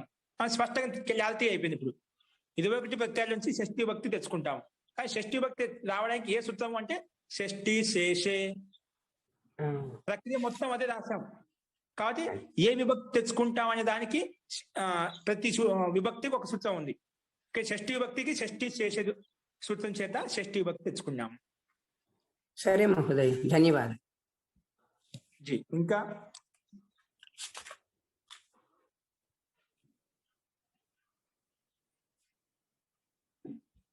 జీ అస్తు ప్రకృతి అంటున్నామా. ఇప్పుడు రాసుకుని హెడింగ్ పెట్టిన ఔపగవః. ఔపగవః ఔపగవః దీని అర్థం ఏంటి? ఉపగు అనే బ్రాకెట్ రాసుకునే ఎందుకు రాసాను? ఉపగు నామ వారి వ్యక్తి యొక్క సంతానం రాశాను. ఔపగవః దాని మీనింగ్ అంటే ఉపగు అను పేరు గల వ్యక్తి యొక్క సంతానము. ఉపగు అను పేరు గల వ్యక్తి యొక్క సంతానం. ఉపగు ఒక పేరు, నామం. మన చింటూ పింటూ ఏ విధంగా పేర్లు పెట్టుకుంటాం, అక్కడ ఉపగు శాస్త్రంలో ఆ రకంగా పెట్టాడు. ఉపగు ఆ ఉపగు యొక్క సంతానం. ఉపగు అని పేరు గల వ్యక్తి యొక్క సంతానము. ఇప్పుడు రామస్య పుత్ర అంటాము. అలా ఉపగు యొక్క సంతానం అంటే ఉపగు అనే ఉకారాంత శబ్దం కాబట్టి ఉపగోహ అంటున్నాం. ఓకే, రామ శబ్దం ఉన్నప్పుడు రామస్య పుత్ర అని చెప్పేవాళ్ళం. రామశబ్దం ఉంటే ఇక్కడ రామస్య పుత్ర అని చెప్పేవాళ్ళం. కానీ రామశబ్దం పుల్లింగ అకారాంత శబ్దం. ఇది ఉపగుని ఉకారాంత శబ్దం పుల్లింగం. కాబట్టి ఉకారాంత శబ్దం రూపంలో నడుస్తుంది, గురు శబ్దానికి సమానంగా నడుస్తుంది. కాబట్టి అదే విధంగా విడగొట్టుకున్నాం. అస్తు ఉపగు అని పేరు గల వ్యక్తి యొక్క సంతానం, అది దాని యొక్క అర్థం ఔపగవః. ఇప్పుడు దాని కింద రాసుకున్న సైడ్న విగ్రహ వాక్యం అంటే ఆ ఔపగః అనే పదం ఎలా విడగొట్టుకున్నాం. విడగొడుతుంటే మనకు అర్థం స్పష్టమైంది. డైరెక్ట్ ఔపగవః అని చెప్పాం అనుకోండి కొత్త వ్యక్తికి, వారికి ఔపగః అంటే ఏమిటి అర్థం కాదు. ఇప్పుడు నేను కింద లౌకిక విగ్రహం చెప్పాను. ఉపగోహ అపత్యం, నాకు తెలుసు విభక్తులు తెలుసు. ఉపగోహ షష్ఠి విభక్తి. షష్ఠి విభక్తి అంటే యొక్క వస్తుంది, కీ వస్తుంది. అంటే ఉపగు యొక్క. అపత్యం అంటే చెప్పాను సంతానం, అంటే ఉపగు యొక్క సంతానం. అప్పుడు అర్థం వచ్చేసింది. అంటే ఉపగు యొక్క సంతానాన్ని ఔపగవః అంటాము. ఉపగు యొక్క సంతానాన్ని ఔపగవః అంటాను. అర్థమైంది. అర్థమైందండి? ఓకే అండి. ఇప్పుడు రాసుకోండి విగ్రహ వాక్యము. ఉపగోహ అపత్యం విడివిడిగా రాసుకోండి. ఉపగోహ అపత్యం. ఉపగోహ అపత్యం సంధి చేసి ఉపగోర అపత్యం ఇచ్చాడు. విడివిడిగా రాసుకోండి. ఉపగోహ అపత్యం. ఇదేంటి? లౌకిక విగ్రహ వాక్యం అంటాం. లౌకిక విగ్రహ వాక్యం అంటే ఔపగవ శబ్దాన్ని లౌకిక ఈ రకంగా విడిగొట్టాడు. అప్పుడు ఉపగు యొక్క సంతానం కాబట్టి అది బ్రాకెట్ రాసుకున్నాడు. ఉపగు యొక్క సంతానము. ఉపగు అని పేరు గల వ్యక్తి యొక్క సంతానం. ఇప్పుడు ఆ ఉపగోహ అనే దాని ఉపగోహ అపత్యం విగ్రహవాక్యం ఇచ్చాం కదా, ఆ విగ్రహవాక్యాన్నే అలౌకిక విగ్రహవాక్యంలో రాయాలి. అలౌకిక విగ్రహవాక్యం అంటే ఏంటంటే ఆ ఉపగోహ అనేది షష్ఠి విభక్తి ఎలా వచ్చింది, ఆ ప్రత్యయాన్ని ఇక్కడ తీసుకొచ్చి పెట్టాలి. అలౌకిక విగ్రహవాక్యంలో దాని విభక్తితో కలిపి చెప్తాం అనమాట. అంటే దాన్ని ఇంకా విడదీసి చెప్తామంట. ఇది ఉపగోహ అని చెప్పావు కదా, అది ఎలా వచ్చింది? ఎలా వచ్చింటే ఉపగు గస్ కలిస్తే ఉపగోహ అయిపోయింది. ఉపగు ప్లస్ గస్ కలిస్తే ఉపగోహ అయిపోయింది. దాన్ని కూడా ఇంకా విడదీశాడు. ముందుగా ఔపగవ అనే శబ్దాన్ని విడదీసినప్పుడు ఉపగోహ అపత్యం అని చెప్పాం షష్ఠి భక్తులు, డైరెక్ట్ గా చెప్పేశాం. కానీ ఉపగోహ శబ్దం ఎలా వచ్చింది దాన్ని చెప్పడాన్ని అలౌకిక విగ్రహ వాక్యం అంటాం. ఏంటండి? అలౌకిక విగ్రహవాక్యం శాస్త్రంలో ఉపయోగిస్తామంట. ఉపగు గస్ అపత్యసు అని పెట్టుకోవాలి. మనకు రెండు పదాలు, ఉపగోహ ఒక పదము, అపత్యం ఒక పదం. అపత్యుడే సంతానం. కానీ మనకు ముఖ్యంగా విగ్రహవాక్యాన్ని బట్టి ఇక్కడ ఉపగోహతో ముందు ప్రతి తెలుసుకోవాలి కాబట్టి ఇక్కడ అది ప్రక్రియ చెప్తున్నమాట. ఇప్పుడు రాసుకోండి. ఉపగోర అపత్యం రాసుకునేదా? ఉపగోహ అపత్యం. ఉపగోహలో షష్ఠి విభక్తి ఉంది కాబట్టి దాన్ని బట్టి ముందు ప్రతి తెచ్చుకున్నాం. ఆయన రాసుకున్న పర్వాలేదు. ఉపగు అని పెట్టండి. ఉపగు. ఇప్పుడు గస్ నేను డైరెక్ట్ రాశాను, మనం తెచ్చుకున్నాం పర్వాలేదు. ఉపగు ఇది ప్రాతిపదిక అండి. కాబట్టి దానికి ఎదురుగా డాష్ ఇచ్చి బాణం గుర్తించి జ్ఞా ప్రాతిపదిక బాగా శబ్ద రూపం రాశారు కదా, అది రూపం ముందు పక్కన పెట్టుకోండి. బాగా విసర్గం రావడానికి ఏదైతే పద్ధతి ఉందో ఆ పద్ధతిని మీ ముందు పెట్టుకోండి. మీరు మీ నోట్స్ రాసుకొని ఉంటారు. ఓకే అండి. దానికి ఎదురుగా చిన్న భాగం జ్ఞా ప్రాతిపదికాత్ ఇదేమంటుంది? ఇది అధికార సూత్రం అండి. మనం ధాతు పక్కన ప్రతినిధించుకుంటే ధాతుకి అధికారంలోకి ప్రతిని తెచ్చుకుంటామో, ప్రాతిపదికను తెలియగానే ముందు ప్రాతిపదిక అధికారంలోకి వెళ్ళి ప్రతిని తెచ్చుకోవాలన్నమాట. జ్ఞా ప్రాతిపదిక అధికార సూత్రం. జ్ఞాప్ ప్రాతిపదికాత్ ఇదం అధికార సూత్రం. ఇదేమంటుందండి? ఇదం అధికార సూత్రం. అస్మిన్ అధికారే, అస్మిన్ అనేది ఈ అధికారం. ఏ అధికారంలో? ప్రాతిపదిక అధికారంలో. ప్రాతిపదిక అధికారంలో ఏ సూత్రం ఉందంట? మనకు ప్రాతిపదికం అంటే ఉపగు అండి. ఇక్కడ గుర్తుపెట్టుకుని, ఉపగు అని ఒక అర్థవంతమైన శబ్దం. అంటే ఇది ప్రాతిపదికం. ప్రాతిపదికం పక్కన ప్రత్యయాలు వస్తాయన్నమాట. అవి ప్రత్యయాలు ఎక్కడ ఉన్నాయి? ప్రాతిపదిక అధికారంలో ఉన్నాయి. కాబట్టి ప్రాతిపదిక అధికారంలో ఉంది. అస్మిన్ అధికారే రాశారా? అస్మిన్ అధికారే ఏముందంట? స్వౌజసమౌట్, స్వౌజసమౌట్ అక్కడ రాశాను, చూసి రాసుకోండి. భాగ రూపసిద్ధిలో మీకు రాశాను, అక్కడ చూసుకోండి. స్వౌజసమౌట్ చష్టాభ్యాంభిస్, ఇదంతా డాష్ డాష్ డాష్ పెట్టుకు అంతింలో గ్యోసుప్ పెట్టుకోండి డైరెక్ట్ గా. అది తర్వాత మీరు రాసుకోండి. డాష్ డాష్ డాష్ ఇచ్చేసి సుప్ లాస్ట్ లో. ఇప్పుడు ఇది కొటేషన్ పెట్టుకోండి సూత్రము. ఇప్పుడు అనేన సూత్రేణ, ఈ సూత్రం ఏం చేసింది? అనేన సూత్రేణ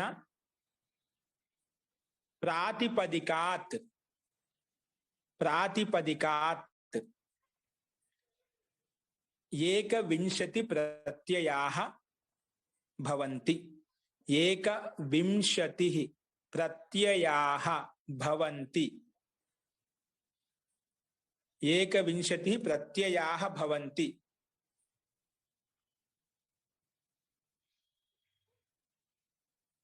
అంటే ఈ సూత్రం చేత అనేన సూత్రన ప్రాతిపదిక అంటే ప్రాతిపదిక అంటే ఉపగు అనే ప్రాతిపదికం చేత ఏకవింశతి 21 ప్రత్యయాలు వచ్చాయి. ఏమొచ్చాయంటే ప్రాతిపదికం పక్కన 21 ప్రత్యయాలు వచ్చాయి. 21 ప్రత్యయాలు వచ్చాయి. ఈ 21 ప్రత్యయాలు అంటున్నారు. ప్రత్యయాలకు ముందు ప్రత్యయం ఎవరు చెప్పారు? ప్రత్యయం అంటే దానికి ప్రత్యయ రాసుకోండి. ప్రత్యయ, ప్రత్యయ అనేన సూత్రేణ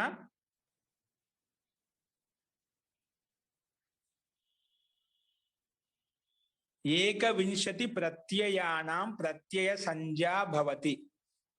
ఏకవింశతి ప్రత్యయానాం ప్రత్యయ సంజ్ఞా భవతి. సు ఔజస్ అమ్ ఔట్ తోటి 21 ప్రత్యయాలు వచ్చాయి కదా. ఈ ప్రత్యయాలు అంటే ఏమిటంటే ఈ ప్రత్యయాలకు ప్రత్యయం అని పేరు పెట్టింది ఏదంటే ప్రత్యయ ఈ సూత్రం. అందుకే ఏకవింశతి ప్రత్యయానాం ప్రత్యయ సంజ్ఞా భవతి. ఇది 21 ప్రత్యయాలకు ప్రత్యయం పేరు పెట్టింది. అర్థమైందా స్పష్టంగా ఇంతవరకు? మళ్ళీ పరశ్చ రాసుకోండి. పరశ్చ సూత్రం కొటేషన్ పెట్టుకోండి. పరశ్చ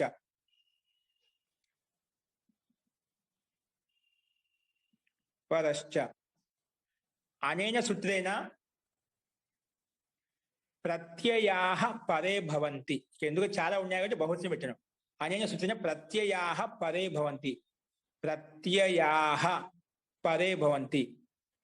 ఈ సూత్రం చేత ప్రత్యయాలు పరే అంటే పక్కన వస్తాయి. పరే అంటే పక్కన ఎక్కడ వస్తాయి? ప్రాతిపదికం పక్కన వస్తాయండి ప్రత్యయాలు. ప్రాతిపదికం అంటే ఉపగు. ఉపగు పక్కన ప్రత్యయాలు వచ్చాయి. ఎన్ని? 21 ప్రత్యయాలు మొత్తం వచ్చాయి. ప్రత్యయాః పరే భవంతి పక్కన వచ్చాయి, పక్కన వస్తాయి. ఇప్పుడు మొత్తం 21 ప్రత్యయాలు పక్కన వచ్చాయి. కానీ మనకు ఒకటే కావాలి. ఏం చేయాలి? దానికి వ్యవస్థ కోసం, దాని నిర్ణయం కోసము దాని కింద రాసుకోండి. సుపహ, సుపహ ఇది సూత్రం. కొటేషన్ పెట్టుకోండి. కొటేషన్ లో పెట్టుకోండి. సుపహ ఇదేమంటుంది? అనేన సూత్రేణ, అనేన సూత్రేణ. ఇప్పుడు 21 మన మనసులో పెట్టుకోండి.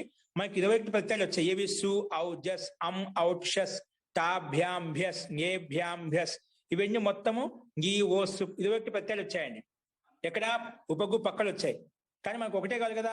దాని నిర్ణయం కోసం ఒక వ్యవస్థ చేస్తున్నాడు. ఏ వ్యవస్థ ఏంటి? సుపహ వచ్చింది. సుపహ కొటేషన్ పెట్టుకునే కదా రాసుకోండి. అనేన సూత్రేణ సుపహ, సుపహ. సుప అంటే సూండు మొదలుకు లాస్ట్ పావలకు మొత్తం 21 ప్రత్యయాలు. వాటిని సుప్ అంటాం. సుప్ అనగానే మనకు సుప్ ప్రత్యాహారం. సులో ఉండేటువంటి మొత్తం వర్ణమాల మొత్తం ప్రత్యయాలు మొత్తం వస్తాయి 21. సుపహ త్రీణి త్రీణి. అనేన సూత్రేణ సుపహ త్రీణి త్రీణి అంటే 3 3. त्रीणि त्रीणि ఏకవచన ద్వివచన బహువచన సంజ్ఞకాని భవంతి. ఏకవచన ద్వివచన బహువచన సంజ్ఞకాని భవంతి.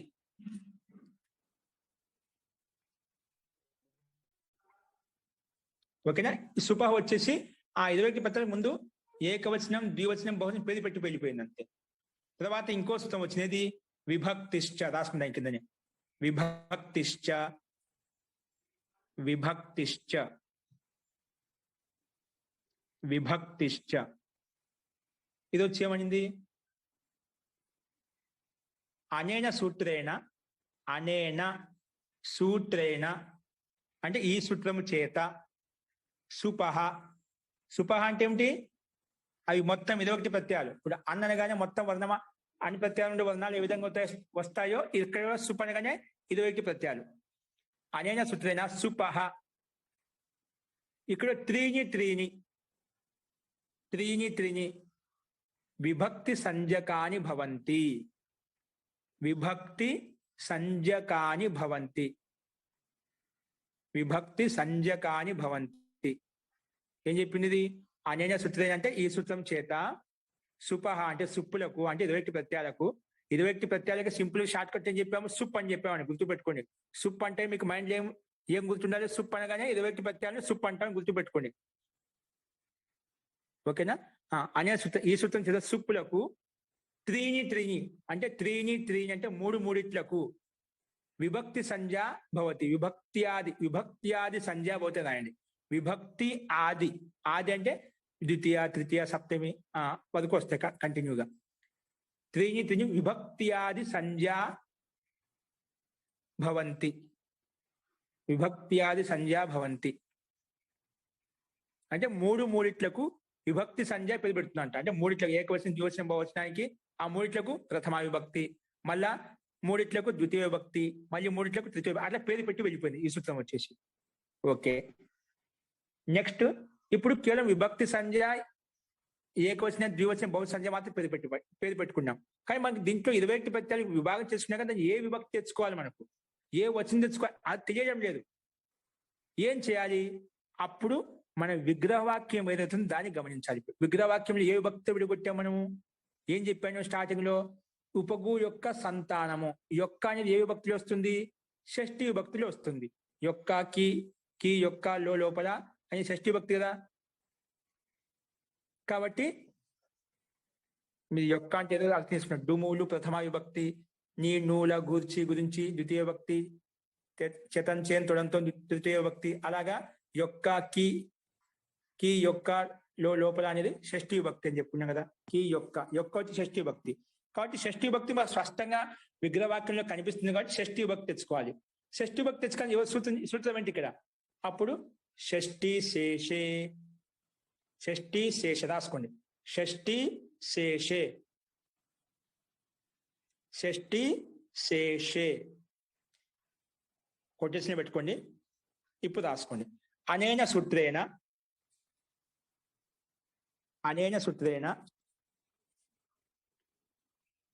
శేషే షష్ఠి విభక్తి భవతి. శేషే షష్ఠి విభక్తి భవతి అంటే ఈ సూత్రం చేత షష్ఠి విభక్తి వస్తుంది అంట. శేషం అంటే షష్ఠి విభక్తి వస్తుంది. షష్ఠి విభక్తి అనగానే ఓన్లీ షష్ఠి విభక్తి మాత్రం నిలబడుతుంది. 21 ప్రత్యయాల నుంచి షష్ఠి విభక్తి మాత్రం నిలబడుతుంది. మిగిలిన ప్రత్యయాలు మొత్తం వెళ్ళిపోతాయి అన్నమాట. అంటే ప్రథమ విభక్తి, ద్వితీయ విభక్తి, తృతీయ చతుర్థి మొత్తం వెళ్ళిపోతాయి. ఏం మిగులుతుంది? షష్ఠి విభక్తి. కానీ షష్ఠి విభక్తిలో కూడా ఎన్ని ఉన్నాయి? మళ్ళీ 3 ఉన్నాయి. ఏకవచనం, ద్వివచనం, బహువచనం ఉన్నాయి కదా. కానీ మన దాంట్లో 3 వచ్చాయి. సరే 18 ప్రత్యయాలు పక్కకు నెట్టేసాము. ఇంకా 3 ఉన్నాయి. దాంట్లో ఒకటే కావాలి. దానికి విభాగం కోసం రాసుకోండి. ద్వేకయోర్ ద్వివచనైక వచనే. ద్వేకయోర్ ద్వివచనైక వచనే. ఇది సూత్రం కొటేషన్ పెట్టుకోండి. అనేన సూత్రేణ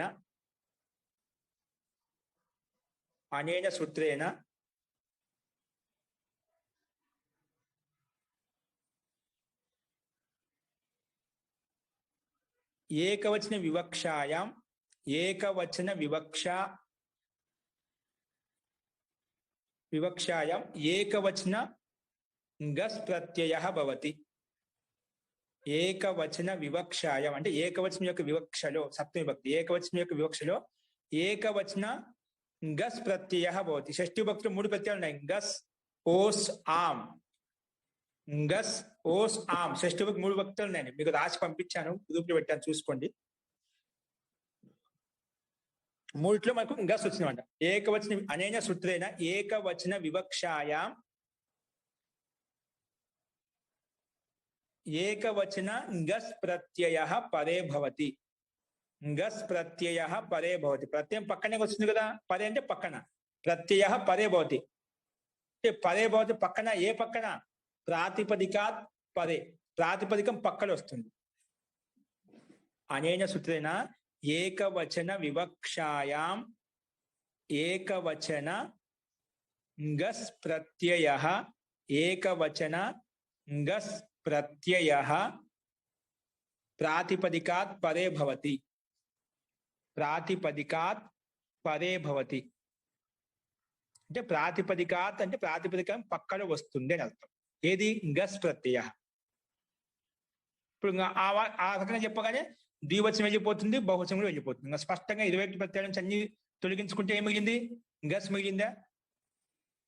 అప్పుడు ఉపగూపక గస్ వచ్చింది. డైరెక్ట్గా ముందు అవన్నీ నెట్టుకుంటూ వచ్చుకుంటూ అవన్నీ చెప్పుకుంటూ ఆ ప్రక్రియ అంతా మనసులో పెట్టుకున్నామంట. ఊహించుకొని అట్లా పెట్టుకొని అంత చేసిన తర్వాత లాస్ట్ ముఖ్యమైనది ఏదైతుందో ఆ ప్రక్రియ తీసుకొచ్చాం. ఉపగు గస్. ఇప్పుడు కనిపిస్తుందా? ఉపగు గస్. ఈ రకంగా మనం తెచ్చుకోవాలంట.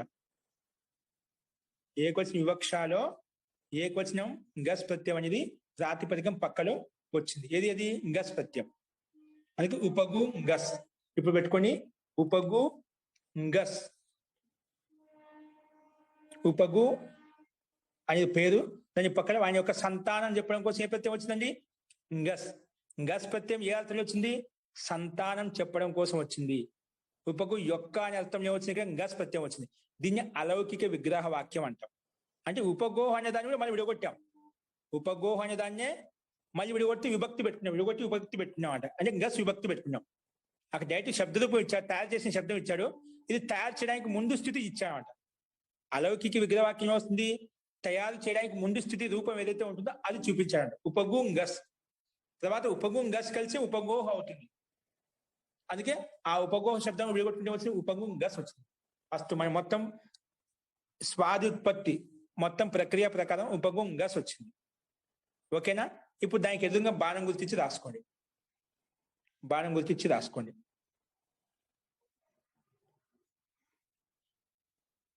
దానికంటే ముందు ఉపంగు గస్ వచ్చింది కదా, దాని కింద బ్రాకెట్ రాసుకోండి. దాని కిందనే బ్రాకెట్ లో ఉపంగు గస్ కి కింద బ్రాకెట్ లో ఉపగు మళ్ళీ రాయండి. ఉపగు గస్ చిన్న డాష్ ఇచ్చి అపత్యం సు. పక్కన అపత్యం ఉంది విగ్రహవాక్యంలో. అపత్య సు బ్రాకెట్ లో క్లోజ్ చేసుకోండి. Bracket close. ఉపగు గస్ అపత్యాసు. ఉపగు గస్ అపత్యాసు. ఇప్పుడు ఉపగు పక్కన గస్ ఎలా వచ్చిందో అపత్య పక్కన సూడ సేమ్ అదే విధంగా తెచ్చుకుంటాం. అర్థమైందా?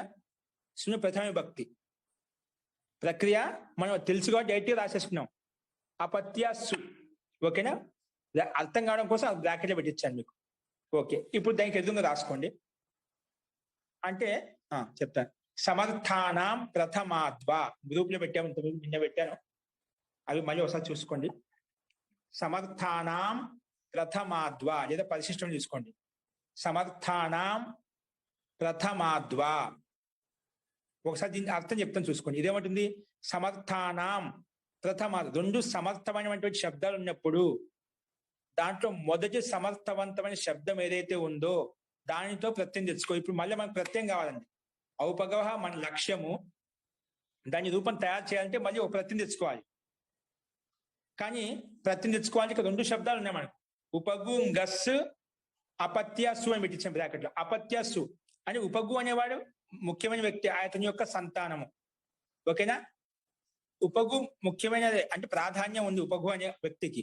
తర్వాత ఆయన యొక్క సంతానానికి, వాళ్ళ పుత్రులు పౌత్రులు ఎవరైతే ఉన్నారో వారికి ఒక సత్తా అంటూ ఉంది కదా, వారికి ఒక అస్తిత్వం ఉంది కదా. అంటే ఆయన యొక్క సంతానం కూడా సమర్థవంతమైందే, సంతానం కూడా సమర్థవంతమైందే. కాబట్టి రెండు శబ్దాలు సమర్థవంతమైంది శబ్దాలు వచ్చాయి. ఉపగు అనేది ఒక వ్యక్తి పేరు సమర్థవంతమైంది, వాని యొక్క సంతానం కూడా ఉంది కదా, అది సమర్థవంతమైన శబ్దాలే. కాబట్టి రెండు శబ్దాలు ఉన్నాయి మనకు. శబ్దాల ఏదో ఒక శబ్దం పక్కనే ప్రత్యయం తెచ్చుకుంటాం.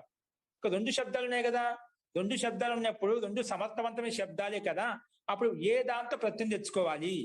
ఉపగు అనే శబ్దంతో ప్రత్యయం తెచ్చుకోవాలా, ఉపగు గస్ అనే దాంతో తెచ్చుకోవాలా, లేదంటే అపత్యస్సు అనే శబ్దంతో ప్రత్యయం తెచ్చుకోవాలా? ఉపగు గస్ అనే శబ్దంతో ప్రత్యయం తెచ్చుకోవాలా, లేదా అపత్యం సు, అపత్యస్సు అని పెట్టాం కదా, అపత్యస్సు అనే శబ్దంతో ప్రత్యయం తెచ్చుకోవాలి. ఏ దాంతో తెచ్చుకోవాలి నేను? దానికి నిర్ణయం చేయడం కోసం ఈ సూత్రం వచ్చింది. సమర్థానం ప్రథమాత్ అంటే ప్రథమ శబ్దం చేతనే ప్రత్యయం తెచ్చుకోవాలి పదవిసి ఇచ్చేసింది. సమర్థానం రెండు సమర్థవంతమైన శబ్దాలు వచ్చినప్పుడు మొట్టమొదటి సమర్థం ఏదైతే ఉందో దానితోనే ప్రత్యయం తెచ్చుకో. ఇక్కడ మొట్టమొదటి సమర్థం ఉపగు కదా, ఉపగుతోనే ప్రత్యయం తెచ్చుకో అని చెప్పింది. మొట్టమొదటి సమర్థం ఏదైతే ఉందో అది ఉపగుతోనే ప్రత్యయం తెచ్చుకో అని చెప్పింది. కానీ ఇది మళ్ళీ ఏదైనా ప్రశ్న వేయచ్చండి. ఇప్పుడు నువ్వు మొదటి సమర్థం ఉపగు అని ఎందుకు అంటున్నావు? అపత్య కూడా ముందు పెట్టుకుంటే అది కూడా ముందే అయిపోతుంది కదా, అది కూడా ప్రథమ సమర్థం అయిపోతుంది కదా, మొదటిది అయిపోతుంది కదా. నువ్వు ఉపగుని ఎందుకు తీసుకున్నావు, అపత్య ఎందుకు తీసుకోలేదు? అంటే మనకు నువ్వు ప్రత్యయం తెచ్చుకొని చెప్పావు. సమర్థమైనటువంటి శబ్దాల చేత దాంట్లో సమర్థవంతమైన శబ్దాలు ఏవైతే ఉన్నాయో వాటి పక్కన ప్రత్యయం తెచ్చుకోవాలనుకున్నాం. మనకు ప్రత్యయం తెచ్చుకునే సూత్రం ఏదైతే ఉందో ఆ ప్రత్యయం తీసుకోవాలి. ఇక్కడ కింద రాశాను, తస్య అపత్యం. ఏంటండి? తస్య అపత్యం. ఇప్పుడు మనం ఉపగు గస్ అపత్యస్సు రెండు శబ్దాలు ఉన్నాయి. మనము ప్రత్యయం తెచ్చుకోవాలి. ఏం తెచ్చుకోవాలి? ప్రత్యయం తెచ్చుకోవాలి. ప్రత్యయం తెచ్చుకోవాలంటే దీంట్లో రెండిట్లో సమర్థవంతమైన శబ్దం ఏది ఎలా తెలుస్తుంది, ఎలా ఐడెంటిఫై చేస్తాము అనే దానికి సమాధానం కోసము పక్కన ఇచ్చాడు తస్యాపత్యం. తస్యాలో ఏ విభక్తి అండి? తస్య అనేది ఏ విభక్తి? తత్శబ్దంలో తస్య షష్ఠి విభక్తి. కాబట్టి తస్య అనేది ముందు ఉంది, అపత్యం తర్వాత ఉంది. సూత్రంలో గమనించండి, సూత్రంలో తస్య శబ్దం ఎక్కడ ఉంది? ముందు. అపత్యం ఎక్కడ తర్వాత ఉంది. అంటే మొట్టమొదటిది ఏది ఉంది? తస్య కదా. ఇది మొదటి తస్య శబ్దం మొట్టమొదటిలో ఉంది. ఇది ప్రథమ సమర్థం. ఇది ఇక్కడ చూసుకోవాలి. మనకు సూత్రం విధించే సూత్రం ఏదైతే ఉందో, సూత్రము ఏ సూత్రం చేత అయితే ప్రత్యయం తెచ్చుకుంటామో ఆ ప్రత్యయంలో ప్రథమ సమర్థం చూసుకోవాలి. ఆ ప్రత్యయంలో మొదటి శబ్దం ఏదైతే ఉందో దానితో ప్రత్యయం తెచ్చుకోవాలి. ఇక్కడ తస్యాపత్యం సూత్రం ఉంది. తస్యాపత్యంలో తస్య మొదట్లో ఉంది కాబట్టి మొదటి సమర్థం తస్యానికి ఇక్కడ ఉంది ఉపగు. ఆ ఉపగు చేతనే ప్రత్యయం వస్తుంది అని చెప్పుకున్నాం. అస్తు రాసుకోండి, మీకు రాసుకున్నాక స్పష్టమవుతుంది. సమర్థానాం ప్రథమాద్వ ఇది రాశారు కదా, రాసుకో. అనేన సూత్రేణ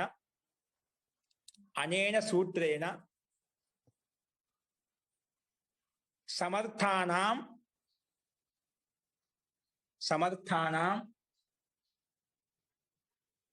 ప్రథమ సమర్థాత్ ప్రత్యయః భవతి. ప్రథమ సమర్థాత్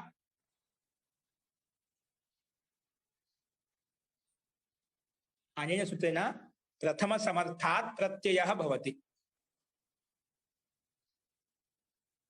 అనేన సూత్రేణ అంటే ఈ సూత్రం చేత సమర్థానం సమర్థమైన శబ్దాల్లో ప్రథమాత్ ప్రత్యయః భవతి అంటే ప్రథమ సమర్థం చేత ప్రత్యయం వస్తుంది. ప్రథమాత్ అంటే ప్రథమ సమర్థాత్ ప్రత్యయః భవతి, ప్రథమ సమర్థం తోటి ప్రత్యయం వస్తుంది.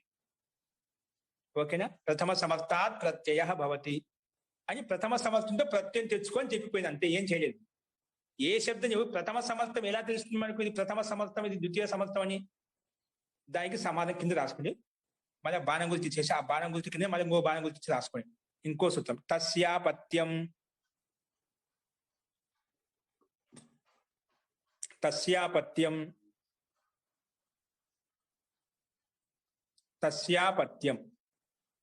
రాసుకోండి. అనేన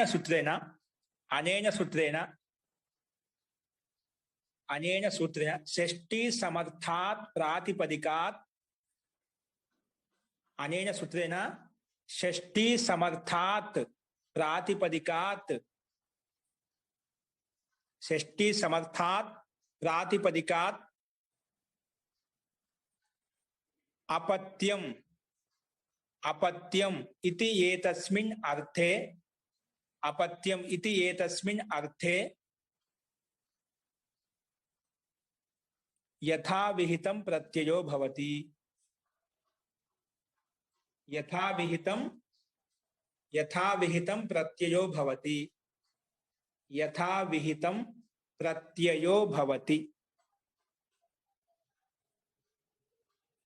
ఇప్పుడు దీన్ని అర్థం చేసుకునే ఒకసారి ఈ సూత్రం చేత షష్ఠీ సమర్థాత్ ప్రాతిపదిక దీంట్లో షష్ఠీ విభక్తి ఏంటండి ఉపగు గస్సి షష్ఠి కదా ఉపగు గస్ని షష్ఠీ విభక్తి తీసుకొచ్చాను షష్ఠీ విభక్తి ఏకొచ్చి గస్ వచ్చింది అనమాట అందుకే షష్ఠీ సమర్థం అంటే ప్రాతిపదికమైన ఉపగు షష్ఠీ విభక్తి అంటే గస్ అనేది షష్ఠీ విభక్తి ఇది షష్ఠీ సమర్థాత్ ప్రాతిపదిక షష్ఠీ విభక్తితో కూడుకునే ఉపగు ప్రాతిపదికం చేత ప్రాతిపదిక ఏం తెచ్చుకోవాలట అపత్యం ఇది ఏతస్మిన్ అపత్యం సంతానం చెప్పడం ఉపగు యొక్క అంటే ఉపగు యొక్క సంతానం అని చెప్పడం కోసం ప్రతి తెచ్చుకోవాలి ఇప్పుడు మనం ఉపగు యొక్క అనే దానికి ఉపగు గస్ వచ్చింది ఆ ఉపగు యొక్క ఏంటి సంతానం అంటే సంతానం చెప్పడం కోసం ప్రతి తెచ్చుకోవాలి అందుకే అపత్యం ఇది ఏతస్మిన్ అంటే అపత్యం సంతానం చెప్పే అర్థంలో యథావిహితం ఏ దానికైతే ఏ ప్రత్యయం చెప్పాడో ఆ ప్రత్యయం తెచ్చుకో అని చెప్పాడు యథావిహితం ఎక్కడైతే ఏ విధంగా ప్రత్యయం చెప్పాడో ఆ ప్రత్యయం తెచ్చుకో అని చెప్పాడు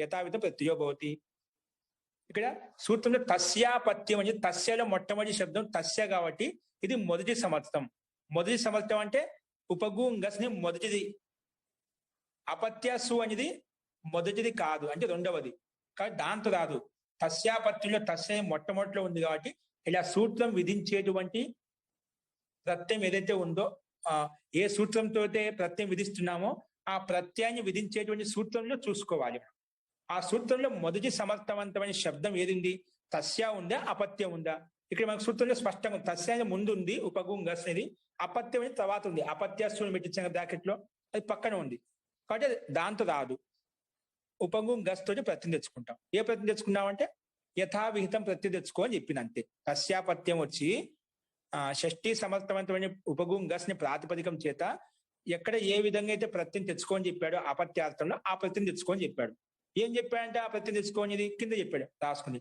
ప్రాగ్ దీవ్యతోన్ ప్రాక్ దీవ్యతోన్ ప్రాక్ దీవ్యతోన్ ప్రాక్ దీవ్యతోన్ ఇది ఓపెన్ చేయని చెప్తాను ద్వితీయ భాగం ఎన్నో సూత్ర సంఖ్య ఎంత అండి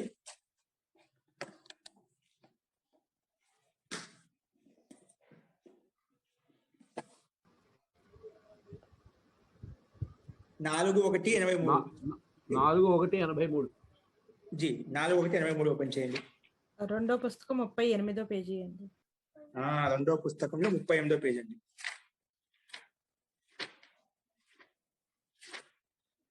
ప్రాగ్ దీవ్యతోన్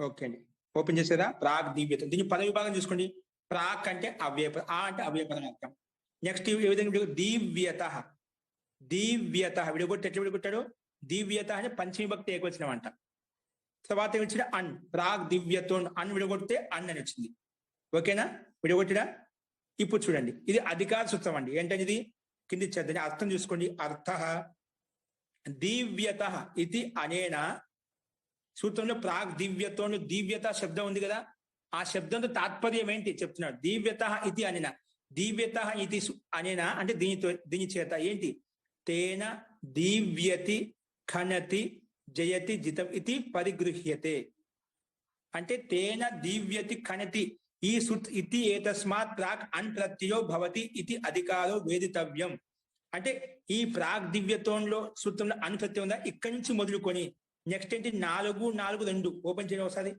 4-4-2 4-4-2 ఓపెన్ చేసినా పేజ్ నెంబర్ ఎంత అండి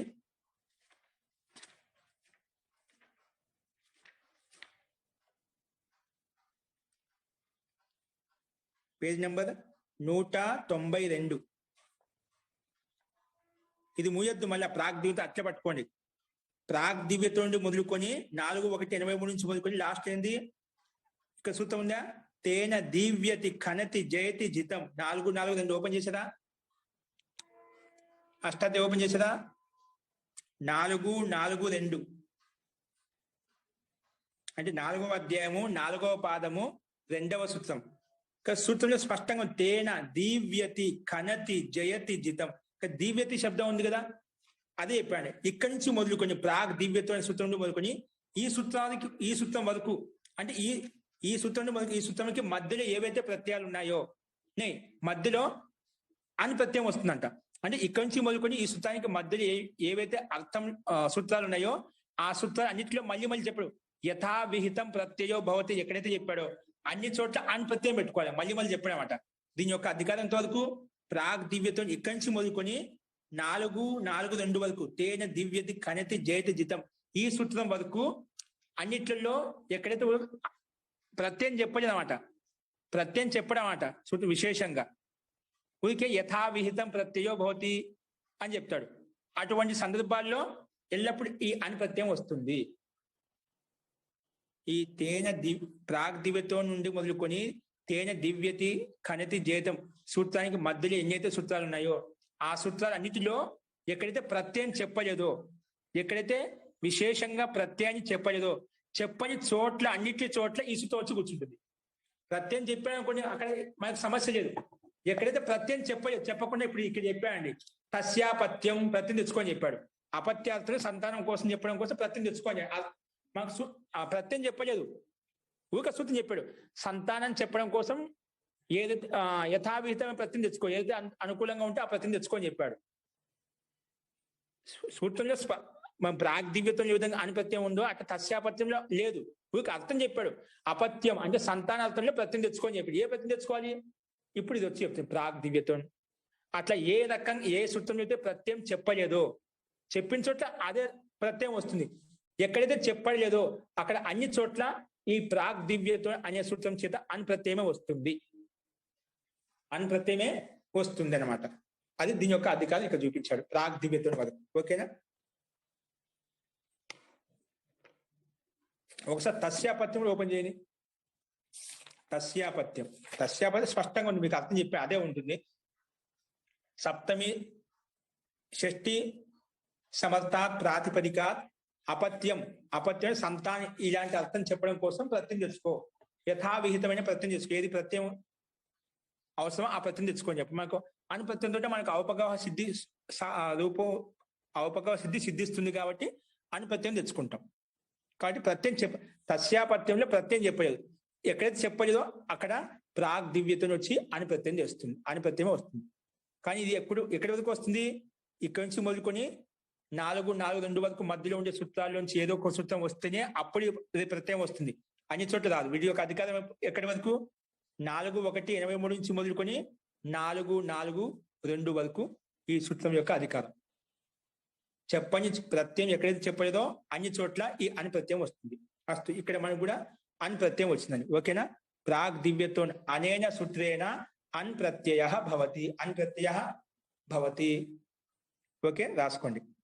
తస్యాపత్యం కింద ప్రాగ్ దివ్యత్వం తోటి అన్ ప్రత్యయ భవతి. అనే సూత్రేణ అన్ ప్రత్యయ భవతి. ప్రత్యయ కుట్ర భవతి? ముందు ప్రత్యయ అనే సూత్రేణ అన్ ఇత్యస్య ప్రత్యయ సంజ్ఞా భవతి. రాసుకో ప్రత్యయ. ఇదేమంటుంది? అనే సూత్రేణ అన్ ఇత్యస్య ప్రత్యయ సంజ్ఞా భవతి. అన్ అనే దానికి ముందు ప్రత్యయం పేరు పెట్టుకుందాం. అన్ ఇత్యస్య అనేన సూత్రేణ అన్ ఇత్యస్య ప్రత్యయ సంజ్ఞా భవతి. ఈ సూత్రం చేత అని అనే దానికి ప్రత్యయం అని పేరు పెట్టుకున్నాము. తర్వాత పరశ్చ పక్కన ఉంది. పరశ్చ ఇదేమంటుంది? ప్రత్యయ పరే భవతి. యస్య ప్రత్యయ సంజ్ఞా విహితః సా ప్రత్యయ పరే భవతి. అనేన సూత్రేణ ప్రత్యయ పరే భవతి రాయండి. అనేన సూత్రేణ ప్రత్యయం పరే భవతి. ప్రత్యేక పదే అంటే పక్కన, పరే భవతి అంటే పక్కన వస్తుంది. అందుకే ఉపగు గస్తు తెచ్చుకొని తస్యాపత్యం వచ్చి ఏం చెప్పింది? షష్ఠి సమర్థమైనటువంటి ప్రాతిపదికం చేత అపత్యం అనే అర్థాన్ని చెప్పడం కోసము ప్రత్యయం తెచ్చుకో. అంటే అపత్యాసు ఉంది కదా, అలాంటి అపత్య అర్థాన్ని చెప్పడం కోసం, అంటే ఆయన యొక్క సంతానం ఏదైతే ఉందో ఆ సంతానం చెప్పడం కోసము ఏ ప్రత్యయం అని ప్రత్యయం వచ్చిందంట. ఏ ప్రత్యయం వచ్చింది?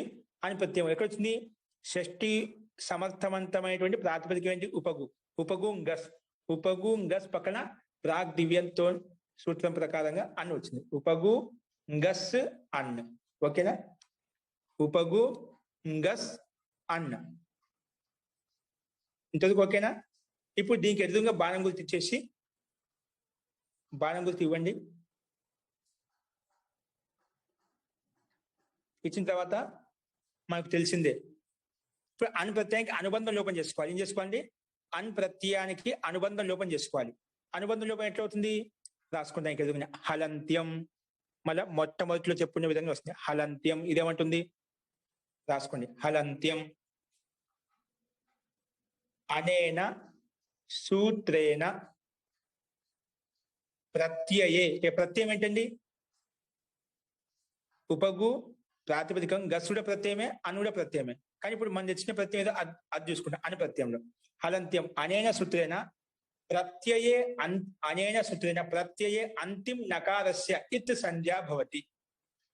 ప్రత్యయే అంతిం నకారస్య. ఇప్పుడు నకారం కేవలం అను ప్రత్యయంలో ఉంది కదా, అంటే అను ప్రత్యయాన్ని తీసుకుంటాం. ప్రత్యయే అంతిం నకారస్య అంతిమ నకారస్య ఇత్ సంజ్ఞా భవతి. సూత్రం హలంత్యం. అంతిం హలహ ఏ హల్ అని ప్రత్యయంలో ఉండే అంతింలో ఉంది కదా, అనే నకార అంతింలో ఉంది కదా, దానికి అంతిం నకారస్య ఇత్ సంజ్ఞా భవతి. అంతిం నకారానికి ఇత్ అని పేరు పెట్టింది. అంతిం నకారస్య అంతిమ నకారస్య ఇత్ సంజ్ఞా భవతి. ఇప్పుడు అన్ అనే ప్రత్యయంలో అంతిం నకారానికి హలంత నకారానికి ఇత్ అని పేరు పెట్టింది. ఊరికి నామకరణం చేసింది అంతే. నామకరణం చేయగానే ఎవరు వస్తారండి? ఇత్ అని పేరు పెట్టగా సిద్ధంగా ఎవరు ఉంటారు? తస్య లోప. ఇత్ అని పేరు పెట్టేది ఆలస్యం అండి. ఇత్ అని పేరు పెట్టిన వెంటనే తస్య లోప సిద్ధంగా ఉంటుంది.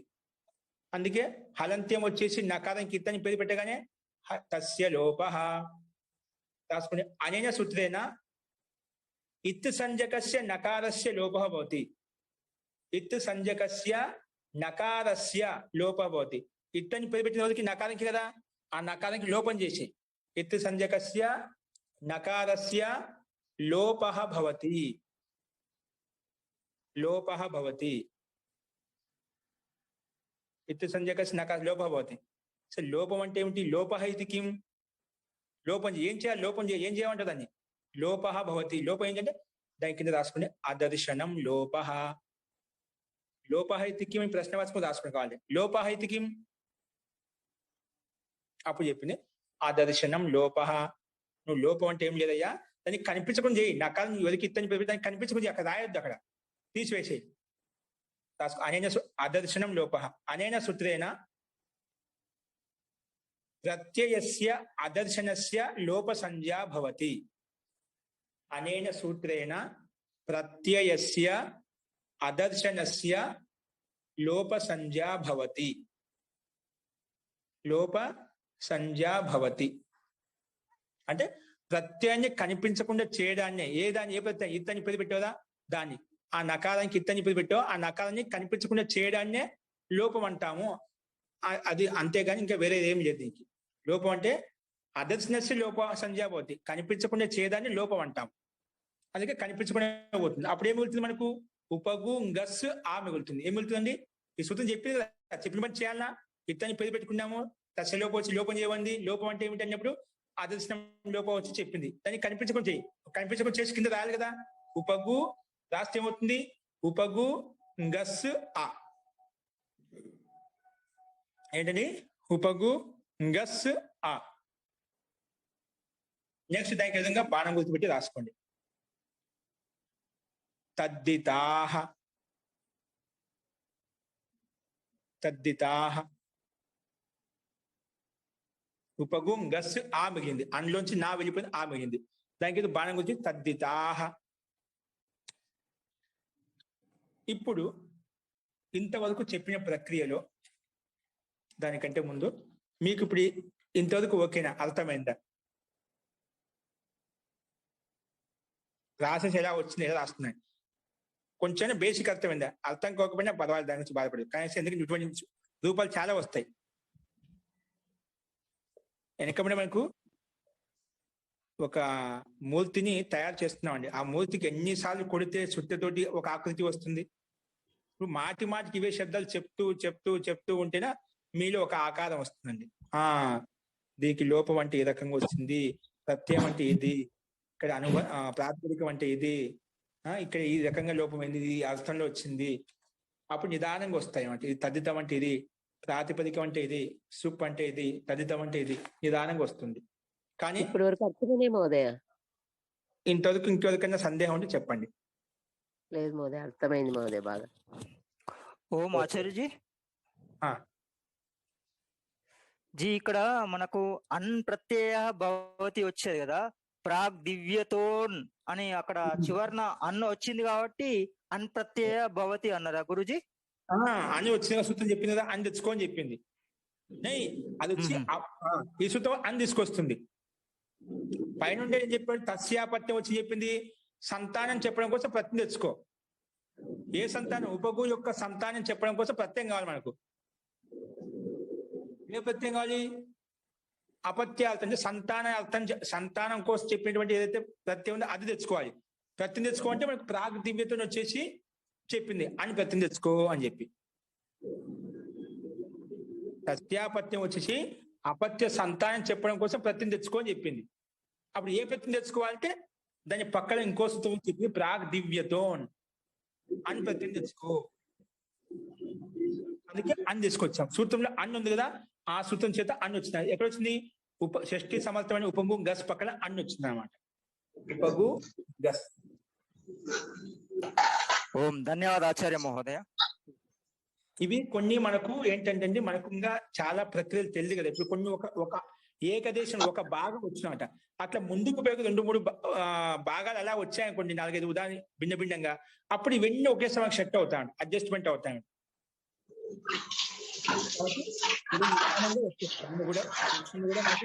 అవసరం లేదు. అస్తు, మనకి ఇంతవరకు ప్రక్రియ వచ్చింది. మిగిలిన ప్రక్రియ ఈ ఉపగు గస్ తర్వాత మిగిలిన దాని తర్వాత ప్రక్రియ ఏ విధంగా ఉంటుంది అది మీకు మొత్తం రాశాను కూడా గ్రూప్ లో, ఒకసారి చూడండి. తర్వాత మళ్ళీ ఇదే విధంగా రాసుకుంటూ వెళ్తే మీకు ఇంకా స్పష్టమవుతుంది. ఓకేనా? మిగిలిన ప్రక్రియ రేపు చెప్పుకుందాం. ఇంకెవరికైనా సందేహం ఉంటే చెప్పండి, లేదంటే జీ చెప్పండి. ఉపగు అని హెడ్డింగ్ పెట్టిన తర్వాత అనేన సూత్రేణ, దానికన్నా ముందు ఏదైనా చెప్పారా? కట్ అయింది. ఉపగు అని పేరు పెట్టిన తర్వాత హెడ్డింగ్ పెట్టించారు. తర్వాత అనేన సూత్రేణ ప్రాతిపదికాత్ ఏకవింశతి ప్రత్యయాః భవంతి. ఏకవింశతి ప్రత్యయాః భవంతి అంతే అండి. దానిపైన ఏమైనా సూత్రం ఏమైనా ఉందా? ఉపగు అదే సూత్రం స్వౌజసమో చెష్టాభ్యాం బిస్ అని కొంచెం చెప్పి డాష్ డాష్ పెట్టించి రాయించాను. అది ఓకేనా? స్వౌజసమో చెష్టాభ్యాం బిస్ మీకు బాగా శబ్ద రూపం చెప్పేటప్పుడు రాయించాను చూడండి, అక్కడ ఉంటుంది. ఆ సూత్రం రాసిన తర్వాత అనేన సూత్రైన ఏకవింశతి ప్రత్యయాః భవంతి అని చెప్పాను. ఆ సూత్రంతో ఇక్కడ 21 ప్రత్యయాలు వచ్చాయి. దానికంటే ముందు గ్యాప్ ప్రాతిపదిక అధికార సూత్రం ఉంది. ఓకేనా? మహోదయ చెప్పండి. ఈ తస్యాపత్యం అని పెట్టి చెప్పారు కదా, అనేన సూత్రేణ షష్ఠి సమర్థ, అది ఒక్కసారి కొంచెం చెప్తారా కొద్దిగా? ఇప్పుడు ఇది ఎవరిని సంకేతిస్తుంటే ఉపగు గస్ మనం ఉపగు గస్ తెచ్చుకున్నాం కదా లౌకిక విగ్రహవాక్యాన్ని బట్టి. ఇక్కడ షష్ఠి భక్తులు గస్ తెచ్చుకున్నాం స్వాదుత్పత్తి చేసి మొత్తం ఉపగు గస్. ఇదేమంటుంది సూత్రం? తస్యాపత్యం అనే షష్ఠి సమర్థవంతమైనటువంటి ప్రాతిపదికం ఏదైతే ఉందో ఇక్కడ ఇదేని కాదు, అన్నిటికీ వర్తిస్తుంది. ఇది ఉపగులో మాత్రమే కాదు, ఇటువంటి శబ్దాలు ఎటువంటి 100 శబ్దాలున్నా కూడా అన్నిటికీ ఇదే చెప్తుంది. ఒక నియమం చెప్పింది. దీని యొక్క ఇది ఎప్పుడు పనిచేస్తుంది? నాకు షష్ఠి సమర్థవంతమైనటువంటి షష్ఠి విభక్తి వచ్చినటువంటి ప్రాతిపదికం ఏదైతే ఉందో అలాంటి ప్రాతిపదికం పక్కలో సంతానం అనే అర్థం చెప్పడం కోసము ప్రత్యయం తెచ్చుకోమని చెప్తాను. ప్రత్యయం వస్తుంది అని చెప్తుంది. సంతానార్థంలో ప్రత్యయం తెచ్చుకో అని ఆదేశం ఇస్తున్నాం ఈ సూత్రం.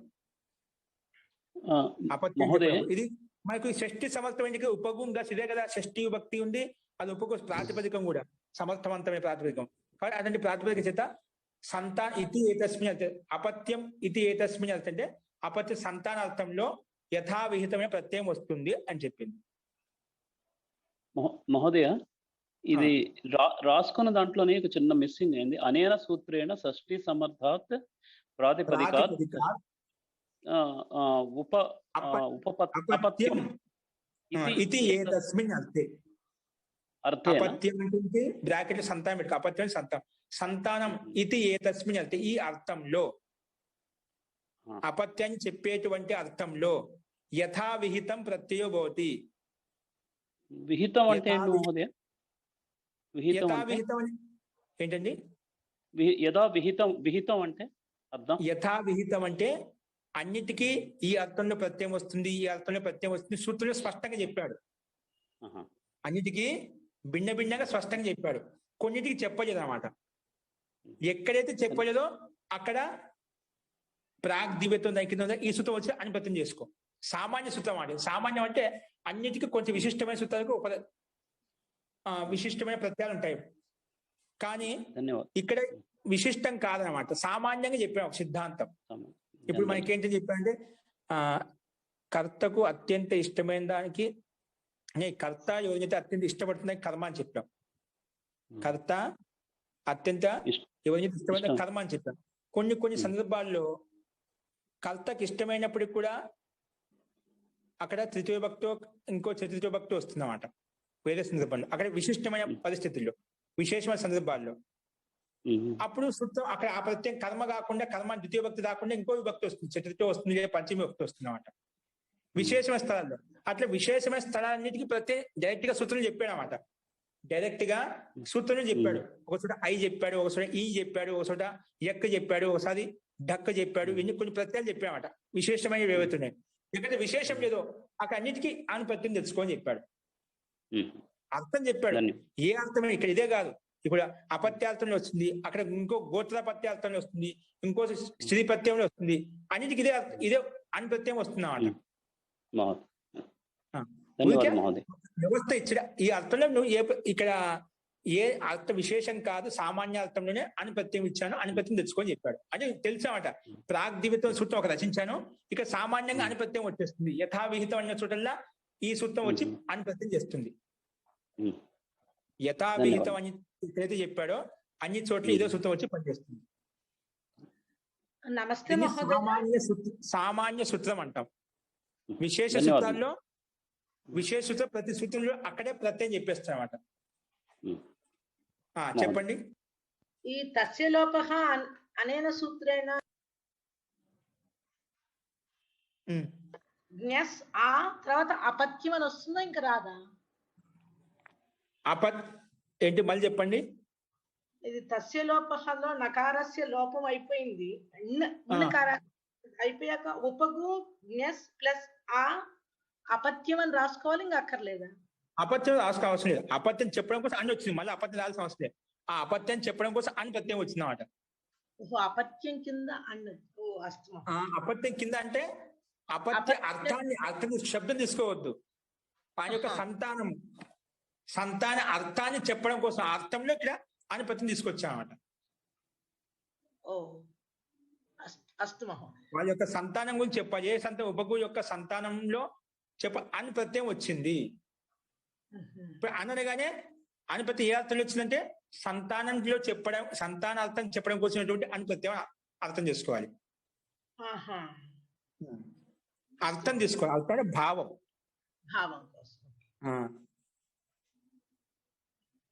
అట్లా. అస్తు మహోదయ. ఓకే అండి. ఇప్పుడు ఉపగుంగస్ ఆ మిగిలింది అనమాట. నెక్స్ట్ ప్రక్రియ ఏదో చూద్దామండి. ఓకేనా? ఇప్పుడు మీకు అడిగారు కదండి మీరు, ఇది అపత్యార్థంలో షష్ఠి యథావిహితం అంటే ఏమిటి? యథావిహితం అంటే యథావిహితం చెప్పించుట ప్రాగ్దివ్యత్వంతో అనుపత్యం వస్తుంది. ఎక్కడైతే రాదు అక్కడ సూత్రం స్పష్టంగా ఇప్పుడు అగ్నేర్ ధక్ సూత్రం స్పష్టంగా అగ్నేర్ ధక్, ఇక్కడ డక్ ప్రత్యయం చెప్పాడు అంటే అగ్ని శబ్దం చేత డక్కే వస్తుంది. ఇక్కడ మళ్ళీ ఇక అనుపత్యం రాదు, సూత్రంలో స్పష్టం ఇక్కడ చెప్పేసామంట. ఇంకోటి చెప్పాడు మహారాజా ప్రోష్ట పదార్థై, టై చెప్పాడు. సూత్రుడు అక్కడే చెప్పేశాడు. విశేషం ఏదైతే ఉందో అక్కడే చెప్పేస్తాడు. ఎక్కడైతే ఏ ప్రత్యయం చెప్పలేదో అక్కడ సామాన్యంగా ఈ సూత్రం చేత అని ప్రత్యయం వస్తుంది. ధన్యవాదం. ఇది సామాన్యులు అన్నిటికీ మాట మాట చెప్పాల్సిన అవసరం లేదు. అదే సూత్రం ఈ సూత్రం ఇచ్చేసి అని ప్రత్యయం చేసేస్తుంది. ఓకే, అది ఇంకా ముందు పోయిపోతే మీకు ఇంకా స్పష్టం అవుతుందండి. ధన్యవాదం. అస్తు. సరే అండి, ఇంకేమైనా సందేహాలు ఉంటే రేపు చూద్దామండి. ఒకసారి చూసుకోండి, ప్రక్రియ మొత్తం రాశాను కూడా. ఇంకా ఏవైతే సూత్రాలు ఉన్నాయో అవి ఒకసారి పుస్తకం ఓపెన్ చేసి చూడండి, ప్రయత్నించండి. అర్థం కాని చోట నాకు ఎప్పుడైనా ఫోన్ చేసి అడగవచ్చు. ఏంటంటే రేపు చెప్పుకుందామండి. అస్తు. మంత్రపాఠ.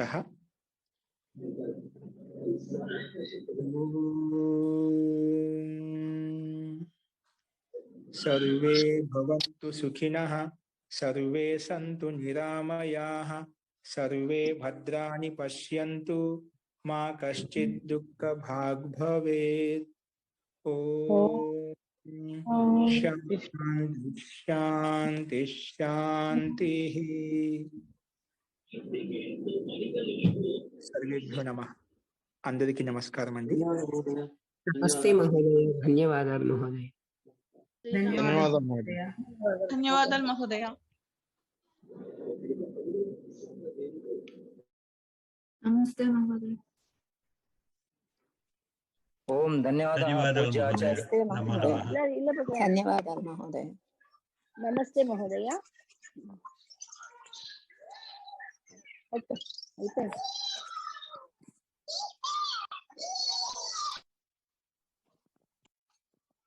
గ్రూప్ సభ్యులు మాట్లాడుకుంటుంటే విషయం తొందరగా మనకి అవగతం అవుతుంటుంది.